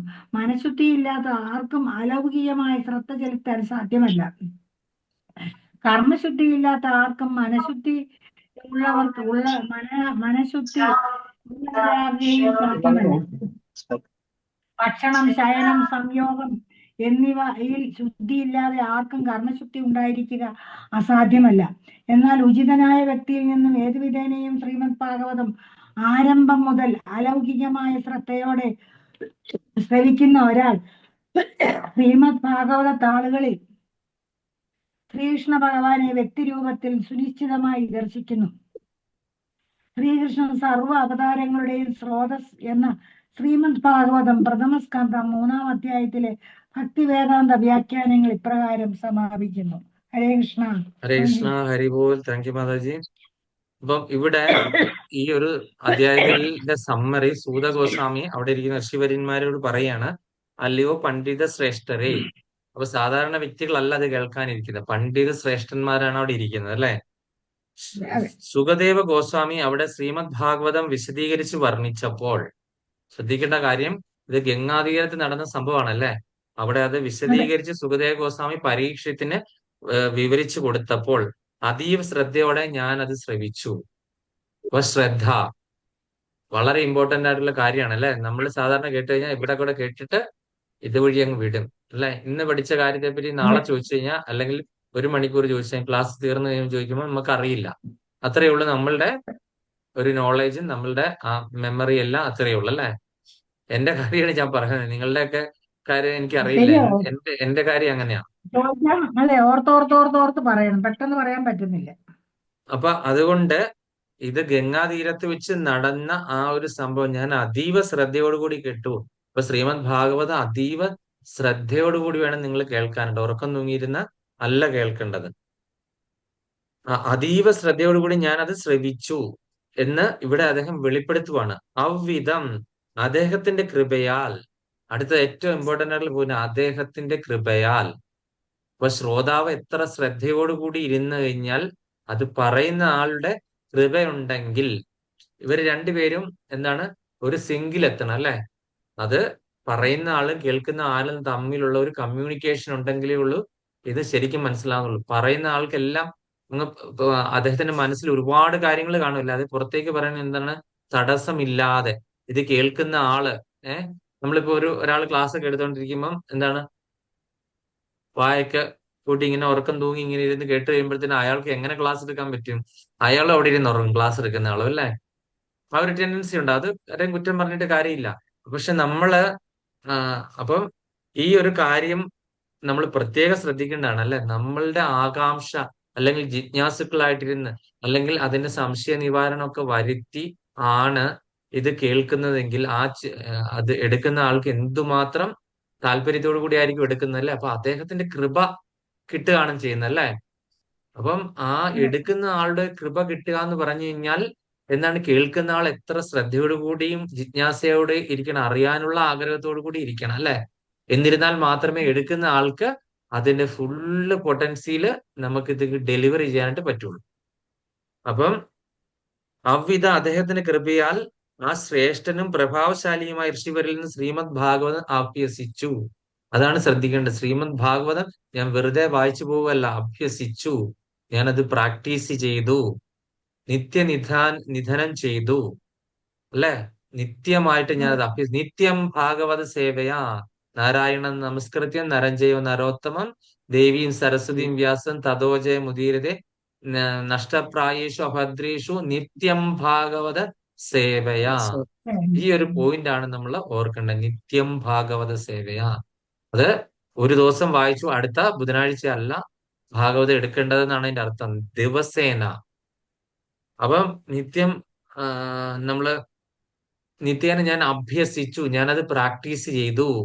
അങ്ങനെ പ്രാക്ടീസ് ചെയ്താൽ മാത്രമേ ഇത് വേറൊരാൾക്ക് പറഞ്ഞു കൊടുക്കാൻ സാധിക്കുകയുള്ളൂ എന്നുള്ള കാര്യം ഓർക്കണം. ഇത് വെറുതെ ഒരു വ്യക്തിക്ക്, അതായത് ഇത് പറയുന്ന ആൾക്കൊരു ക്വാളിറ്റി വേണം, അത് കേൾക്കുന്ന ആൾക്കൊരു ക്വാളിറ്റി വേണം. ഇത് കേൾക്കുന്ന ആള് മറ്റൊരാളിലേക്ക് പറഞ്ഞു കൊടുക്കാൻ വേണ്ടിയിട്ട് ഇദ്ദേഹം എന്താണ് നിത്യമായിട്ട് അഭ്യസിച്ചിട്ട് ഇദ്ദേഹത്തിന് ഒരു ക്വാളിറ്റി ആയി കഴിഞ്ഞ് വേണം മറ്റൊരാളിലേക്ക് ഇത് പറഞ്ഞു കൊടുക്കാൻ. അപ്പൊ മനസ്സിലായി, ഇതെല്ലാം ലിങ്ക് ആണ് അല്ലെ. അപ്പൊ അതുകൊണ്ട് പ്രഭാവശാലിയായ ഋഷിവരിൽ നിന്ന് ശ്രീമദ് ഭാഗവതം ഞാൻ അഭ്യസിച്ചു. അത്യന്തം പ്രഭാവശാലിയായ, മോശക്കാരനല്ല, ബ്രഹ്മവാദിയായിരുന്ന ആള് ഈശ്വരവാദിയായി മാറി, ഭഗവാൻ സാക്ഷാത്കാരം കിട്ടി അല്ലെ. അവർ ഒറ്റ ശ്ലോകത്തിൽ കൂടെ. അത് കഴിഞ്ഞ് ശ്രീമദ് ഭാഗവതം എത്ര ഈസി ആയിട്ട് വ്യാസദേവന് മനസ്സിലാക്കി കൊടുക്കാൻ പറ്റി. കാര്യം അദ്ദേഹം എന്താണ്, വേറെ ആരുമല്ല, രാധാറാണിയുടെ അടുക്കലുള്ള ശുകം എന്ന് പറയുന്ന തത്തയാണ് ഈ സുഖദേവ് ഗോസ്വാമിയായിട്ട് അവതരിച്ചത് അല്ലെ. അപ്പൊ സാധാരണക്കാരൻ അല്ല എന്ന് നമുക്ക് പൂർവ്വജന്മമായിട്ട് നല്ല ബന്ധമുണ്ടല്ലേ. അപ്പൊ അദ്ദേഹം ഇവിടെ അവതരിച്ചിരിക്കുന്നത് ഭഗവാന്റെ നിർദ്ദേശപ്രകാരം. ഒരു ശാപമൊക്കെ ഇവിടെ ഉണ്ടായെങ്കിൽ ഭഗവാന്റെ ആ ഒരു കൃത്യമായിട്ടുള്ള ഇച്ഛയുടെ അല്ലെങ്കിൽ ഒരു പ്ലാനിങ്ങിന്റെ ഭാഗമായിട്ടാണ് ഈ സുഖബ്രഹ്മർഷിയെ തന്നെ തെരഞ്ഞെടുത്തത് ഇതിനു വേണ്ടിയിട്ട്, ഇത് പറയാൻ വേണ്ടിയിട്ട് അല്ലെ. അപ്പൊ അങ്ങനെ ആകയാൽ ഇപ്പോൾ അതേ കാര്യം ഞാൻ അദ്ദേഹത്തിൽ നിന്ന് ശ്രവിച്ച അതേ പ്രകാരത്തിൽ ഞാൻ അതിനെ സാക്ഷാത്കരിച്ച ഔവണ്ണം നിങ്ങൾക്ക് ശ്രവ്യവേദ്യമാക്കാൻ പരിശ്രമിക്കാം. അതാണ് വേറെ ഏറ്റവും ഇമ്പോർട്ടന്റ് ആയിട്ടുള്ള കാര്യം. അപ്പൊ ഞാൻ അദ്ദേഹത്തിൽ നിന്ന് കേട്ട കാര്യം അതേപടി ഞാൻ നിങ്ങൾക്ക് പറഞ്ഞു തരുവാണ്. ഞാൻ അതിൻ്റെ അകത്ത് വെള്ളം ഇടുവോ മസാല ഇടുവോ ഒന്നും ചെയ്യുന്നില്ല. ഇതാണ് എന്താണ് ഈ ഗുരുപരമ്പരയുടെ ആ ഒരു പ്രത്യേകത നമ്മളെ പറയുന്നത്. നമ്മളുടെ ഗുരുനാഥനിൽ നിന്ന് എന്ത് കേട്ടോ അത് അതേപടി ഒരു മൂല്യച്യുതി ഇല്ലാതെ നമ്മള് പിന്നീടുള്ള പരമ്പരകളിലേക്ക് എത്തിച്ചു കൊടുക്കുക, തലമുറകളിലേക്ക് എത്തിച്ചു കൊടുക്കുക എന്നുള്ളതാണ് നമ്മുടെ കർത്തവ്യം. അതിന്റെ ഇടയ്ക്ക് നിൽക്കുന്ന നമ്മൾ എന്താണ്, മീഡിയേറ്റർ അല്ലെങ്കിൽ മെസ്സഞ്ചർ, ഒരു പോസ്റ്റ്മാന്റെ ജോബ് ആണ് ചെയ്യുന്നത് അല്ലെ. പോസ്റ്റ്മാൻ എന്താണ്, ഒരു എഴുത്തിട്ട് കഴിഞ്ഞാൽ അത് എഴുത്ത് പൊട്ടിച്ച് നോക്കുവോ? പുറത്ത് അഡ്രസ് ഉണ്ട്, അഡ്രസ് ഉള്ള ആളെ അതേപടി എത്തിക്കും. അതിന്റെ ഉള്ളിൽ എന്താണെന്ന് നോക്കത്തില്ല എന്ന് പറഞ്ഞ പോലെ ആചാര്യന്മാര് തന്ന സാധനങ്ങള് അതേപടി അടുത്ത തലമുറകളിലേക്ക് പകർന്നു കൊടുക്കുവാണ് ഈ മീഡിയേറ്റർ ആയിട്ട് നിൽക്കുന്ന ആള്. അപ്പൊ സൂത ഗോസ്വാമി ആ ഒരു മീഡിയേറ്റർ ആണ്. എന്റെ ഗുരുനാഥനിൽ നിന്ന് ഞാൻ എന്ത് കേട്ടു അല്ലെങ്കിൽ എന്ത് അഭ്യസിച്ചു അത് അതേപടി അതിൽ ഒരു ഒട്ടും കുറവില്ലാതെ മൂല്യച്യുതി ഇല്ലാതെ തന്നെ ഞാൻ നിങ്ങൾക്ക് അത് പറഞ്ഞു തരാനായിട്ട് ശ്രമിക്കാം. ഞാൻ പറഞ്ഞു തരാമെന്ന് പറഞ്ഞില്ലേ, ശ്രമിക്കാം. അതാണ് അവരുടെ പൊളൈറ്റ്നെസ് അല്ലെങ്കിൽ സിംപ്ലിസിറ്റി. മനസ്സിലായില്ലേ? ഒരു ആചാര്യൻ എന്താണ്, വളരെ സിമ്പിൾ ആൻഡ് ഹമ്പിൾ ആയിരിക്കണം. അല്ലെങ്കിൽ ചുമ്മാ എന്ത് പറഞ്ഞാലും ചാടിക്കടിക്കുന്ന അല്ലെങ്കിൽ ദേഷ്യപ്പെടുന്ന ആ ഒരു വ്യക്തിക്ക് ഒരിക്കലും ആചാര്യനാകാൻ പറ്റില്ല അല്ലേ. അപ്പൊ ഞാൻ ശ്രമിക്കാവുന്നേ പറഞ്ഞുള്ളൂ, അല്ലെങ്കിൽ എന്നെ കൊണ്ട് ഇത് പറ്റുള്ളൂ. ഇത് മുഴുവൻ എന്റെ അടുക്കൽ സുഖബ്രഹ്മർഷി പറഞ്ഞെന്നാണ്. അതുകൊണ്ട് ഞാൻ ഉറപ്പായിട്ടും ഞാൻ ഇതിന് അധികാരപ്പെടുത്തിയ വ്യക്തിയാണ് ഇത് പറഞ്ഞു തരാനായിട്ട്. ഞാൻ പറയുന്ന കാര്യങ്ങളൊക്കെയാണ് പ്രമാണം എന്നാണോ അദ്ദേഹം പറഞ്ഞത്? ഞാൻ അദ്ദേഹത്തിൽ നിന്ന് അഭ്യസിച്ച കാര്യങ്ങൾ അതിൽ ഒരു കുറവും ഇല്ലാതെ നിങ്ങൾക്ക് പറഞ്ഞു തരാണ്ട് ശ്രമിക്കാം എന്നാണ് പറഞ്ഞത് അല്ലേ?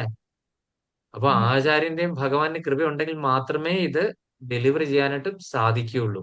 ആ ഒരു തത്വം മനസ്സിലാക്കിയ വ്യക്തിയാണ് സൂത ഗോസ്വാമി. അപ്പൊ സൂത ഗോസ്വാമി എന്താണ്? അതിലെ ഒരു എളിയ സേവകന്റെ റോളാണ് ഇത് ചെയ്യുന്നത്. അപ്പം ഈ ഭാഗവതം നമ്മുടെ നാട്ടിലാണെങ്കിലും എടുക്കുന്ന ഏത് വ്യക്തിക്കും എന്താണ്, നമ്മൾ ആ ഒരു ഭാവത്തിലേക്ക് എത്തിച്ചേർന്നാൽ മാത്രമേ ഭാഗവതം നമുക്ക് മനസ്സിലാക്കാൻ സാധിക്കുകയുള്ളൂ. ഒരു സേവക ഭാവം മനസ്സിലാക്കാനും നമുക്ക് കേൾക്കാനും മനസ്സിലാക്കാനും അത് മറ്റൊരാൾക്ക് പറഞ്ഞു കൊടുക്കാനും സാധിക്കുകയുള്ളൂ. എളിയ ദാസാനു ആ ഏറ്റവും താഴത്തെ ആ ഒരു സേവക ലെവലിൽ ഇരുന്നാൽ മാത്രമേ ഉള്ളൂ നമുക്ക് ഇത് പറ്റുള്ളൂ എന്ന കാര്യവും ഈ ഒരു ഇപ്പം മനസ്സിലാക്കുകയാണ്. അപ്പൊ അതുകൊണ്ട് ഈ ഒരു അധ്യായം ഇവിടെ സമാപിക്കുകയാണ്. അപ്പൊ ഇനി അടുത്ത ആഴ്ച ഞാനിത് കുറച്ച് സ്പീഡിൽ എടുത്തു പോയി. ഞാനത് പറയാനിരുന്ന ഒരുപാട് കാര്യങ്ങൾ ഞാൻ പറഞ്ഞില്ല. കാര്യം സമയം പോകുന്നു, എല്ലാവർക്കും ഉറക്കം വരുന്നു, അങ്ങനെയൊക്കെയുള്ള കാര്യങ്ങളുണ്ട്. അതുകൊണ്ട് ഞാൻ നിർത്തുവാണ്. 4 ശ്ലോകം എടുത്തു. എനിക്കറിയാം കുറച്ച് കൂടിപ്പോയെന്ന്. എന്നിരുന്നാൽ തന്നെയും ഇത് നമ്മൾ റെപ്പറ്റീഷൻ തന്നെയാണ്. പല കാര്യങ്ങളും നമ്മൾ അറിയാവുന്ന കാര്യങ്ങളൊക്കെ തന്നെയാണ്. അപ്പൊ അതുകൊണ്ട് നിങ്ങൾ അതോർത്ത് വിഷമിക്കേണ്ട. അത് കോംപ്ലിക്കേറ്റഡ് അല്ല, വളരെ സിമ്പിൾ ആണ്. അപ്പൊ അതുകൊണ്ട് അടുത്ത ബുധനാഴ്ച നമ്മൾ ഇതിന്റെ പ്രശ്നോത്തരി പറ്റുകയാണെന്നുണ്ടെങ്കിൽ ഇടാം. അപ്പൊ എല്ലാവരും ഒന്ന് വായിച്ചു നോക്കിക്കൊള്ളുക. ഞാൻ ഓപ്ഷൻസ് ഒക്കെ തരാം, അതുകൊണ്ട് പേടിക്കണ്ട. ഓപ്ഷൻസ് ഒക്കെ തരാം, പ്രശ്നോത്തരി. അപ്പൊ എല്ലാ ശ്ലോകങ്ങളും ഒന്ന് വായിച്ചു നോക്കുക. അപ്പൊ ശോഭന മാതാജിക്ക് ആണെങ്കിലും ചിലപ്പോ ഒരു പക്ഷേ ഇത് ഇപ്പൊ ഇടയ്ക്ക് കയറിയാണെന്നൊന്നും തോന്നേണ്ട ആവശ്യമില്ല. വളരെ സിമ്പിൾ ആയിരിക്കും. ഈ പറഞ്ഞ വേദാഭ്യാസ് ഒന്ന് നോക്കിയിട്ട് അതൊന്ന് ഈ ശ്ലോകങ്ങളെല്ലാം ഒന്ന് കൺവേർട്ട് ചെയ്തിട്ട് ഒന്ന് വായിച്ചു നോക്കിയാൽ മതി. എല്ലാം ആൻസർ ചെയ്യാനായിട്ട് പറ്റും. കാര്യം നേരത്തെ പല ക്ലാസ്സുകളൊക്കെ അറ്റൻഡ് ചെയ്തല്ലേ, അതുകൊണ്ട് വളരെ എളുപ്പമാകും. ഇത് അധ്യായം എത്ര പ്രഭു? ഇത് അധ്യായം 1-ാമത്തെ കണ്ടോല, അധ്യായം 3. കൃഷ്ണൻ സർവ്വ അവതാരങ്ങളിലെ സ്രോതസ്. അറിയാം. അപ്പൊ അതുകൊണ്ട് എല്ലാവരും ഒന്ന് നോക്കിക്കൊണ്ട് വരിക. അപ്പൊ അങ്ങനെയെങ്കിലും പ്രശ്നോത്തരി ഇടുന്നത് എങ്ങനെ, അങ്ങനെ എന്തെങ്കിലും ശ്ലോകം ഒന്ന് വായിച്ചോട്ടെ എന്ന് വെച്ചിട്ടാണ് ഇടുന്നത്. അപ്പൊ എല്ലാവരും ഒന്ന് നോക്കിക്കൊണ്ട് വരിക. അത് പിടിച്ചിട്ട് പരീക്ഷ പേടിയോ പനിയോ ഒന്നും വേണ്ട. പണിഷ്മെന്റ് ഇല്ല, ഇമ്പോസിഷനിൽ ഒന്നുമില്ല.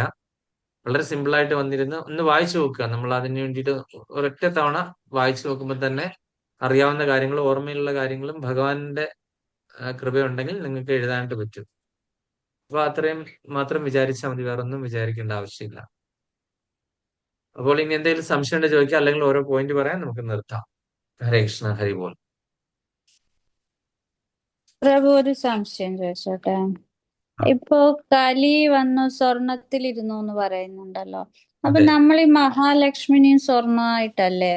സ്വർണം എന്ന് പറയുമ്പോ മഹാലക്ഷ്മി എന്നുള്ള ഒരു കൺസെപ്റ്റും കൂടി വരുന്നില്ലേ? ലക്ഷ്മിയുടെ കൃപ കൊണ്ടാണ് നമുക്ക് സ്വർണം കിട്ടുന്നത്.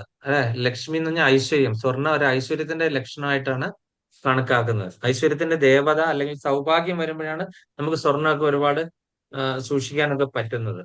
അപ്പൊ അതുകൊണ്ട് ആണ് നമ്മള് മഹാലക്ഷ്മിയുടെ കൃപ കൊണ്ടാണ് നമുക്ക് വരുന്നത്. ഐശ്വര്യം, സൗഭാഗ്യം, സമ്പത്ത്, ഇതിന്റെയൊക്കെ ദേവത മഹാലക്ഷ്മിയാണ്.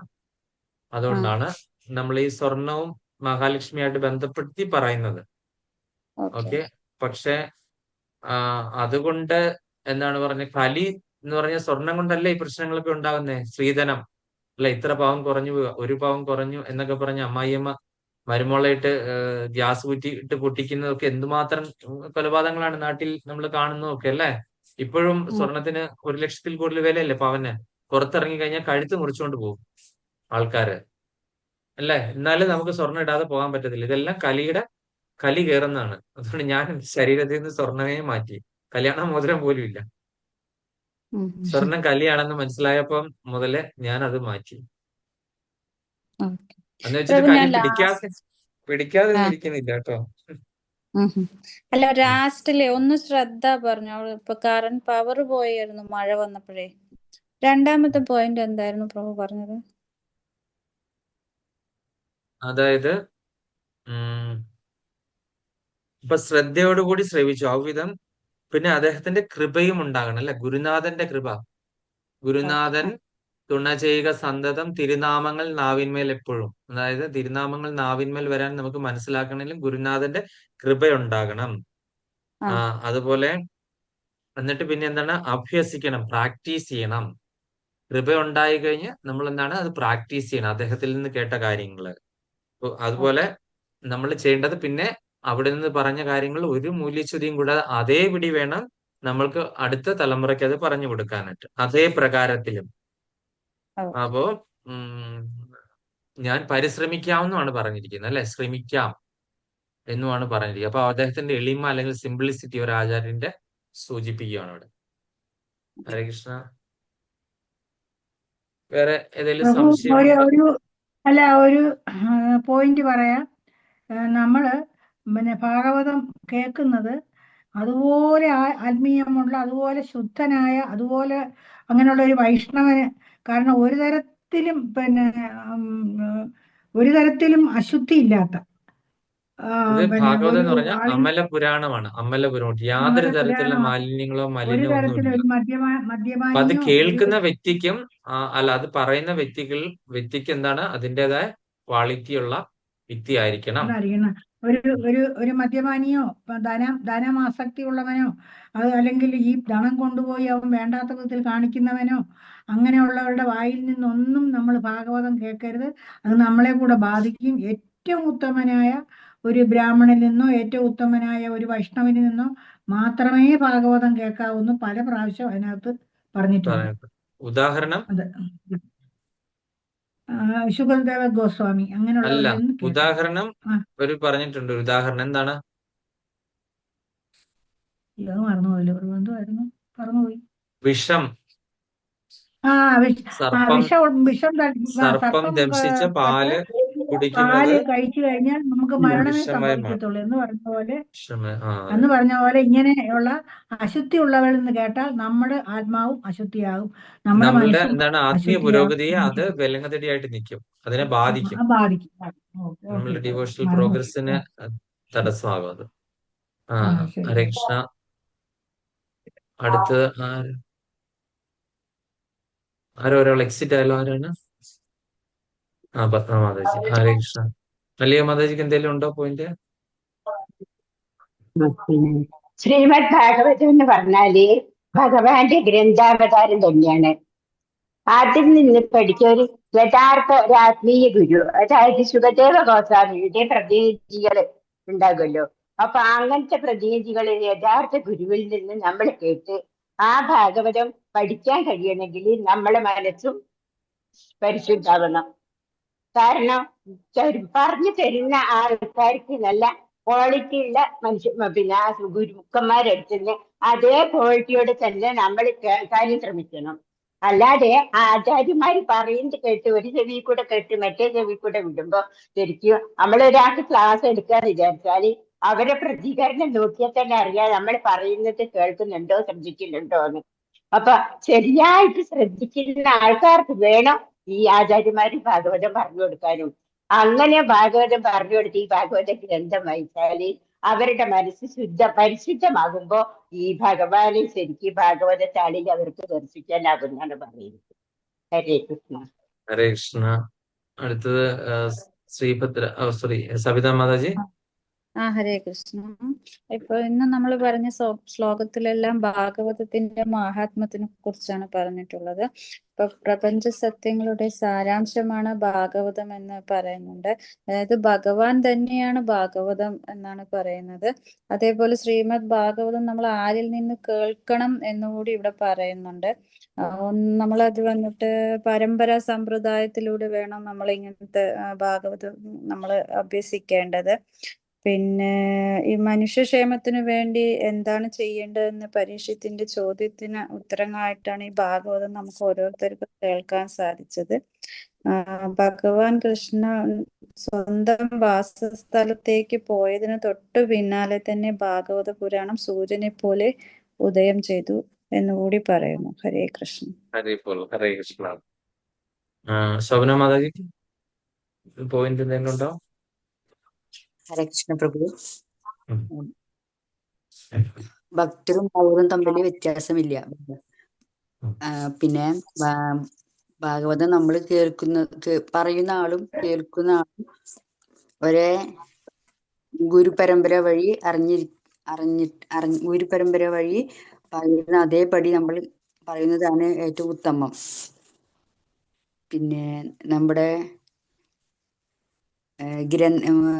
നമ്മുടെ ഭാഗവതം ഭഗവാൻ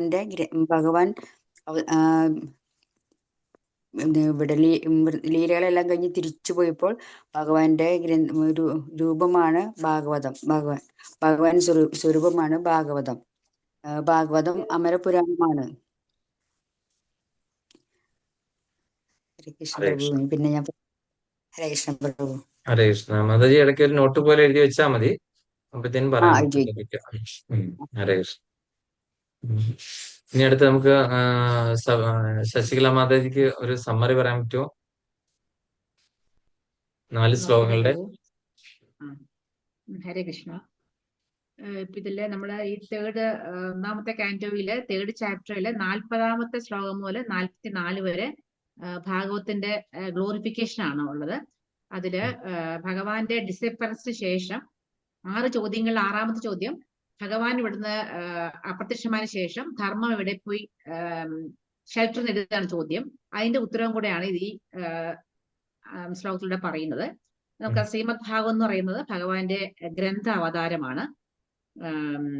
അതുപോലെ തന്നെ എല്ലാ വേദിക് ലിറ്ററേച്ചറിന്റെയും ക്രീമാണെന്നാണ് ഈ 41ാമത്തെ ശ്ലോകത്തിൽ പറയുന്നത്.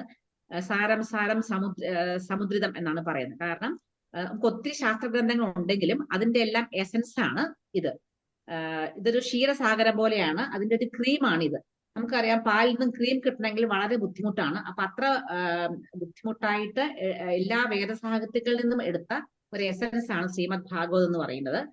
അപ്പൊ ഈ ശ്രീമദ് ഭാഗവതം കലിയുഗത്തിൽ ഭഗവാൻ നമുക്കായി തന്ന ഒരു വലിയൊരു അനുഗ്രഹമാണെന്ന് പറയാം. കാരണം ഭഗവാൻ ഇവിടെ നിന്ന് ഡിസപ്പറിന് ശേഷം ഭഗവാന്റെ കൂടെ ധർമ്മം, ജ്ഞാനം, ബ്യൂട്ടി ഇതെല്ലാം ഭഗവാന്റെ കൂട്ടത്തിലെ പോയി. ആ സമയത്ത് നമ്മുടെ ഭൗതിക ലോകത്ത് ഇതൊന്നും ഇല്ലാതായപ്പോൾ ഭഗവാൻ തന്നെ അറിയാം കലിയുഗത്തിലെ ആൾക്കാരെ അലസരാണ്, മന്ദബുദ്ധികളാണ്, ബുദ്ധി കുറഞ്ഞവരാണ്, അപ്പൊ ഓർമ്മശക്തി ഇല്ലാത്തവരാണ്. അപ്പൊ അവർക്കെല്ലാം ഈ ധർമ്മം അപ്രത്യക്ഷമായ ശേഷം അവരുടെ ജീവാത്മാക്കളുടെ ഉന്നമനത്തിനായി ഭഗവാൻ തന്നെ തന്നതാണ് ഈ ശ്രീമദ് ഭാഗവതം എന്ന് പറയുന്നത്.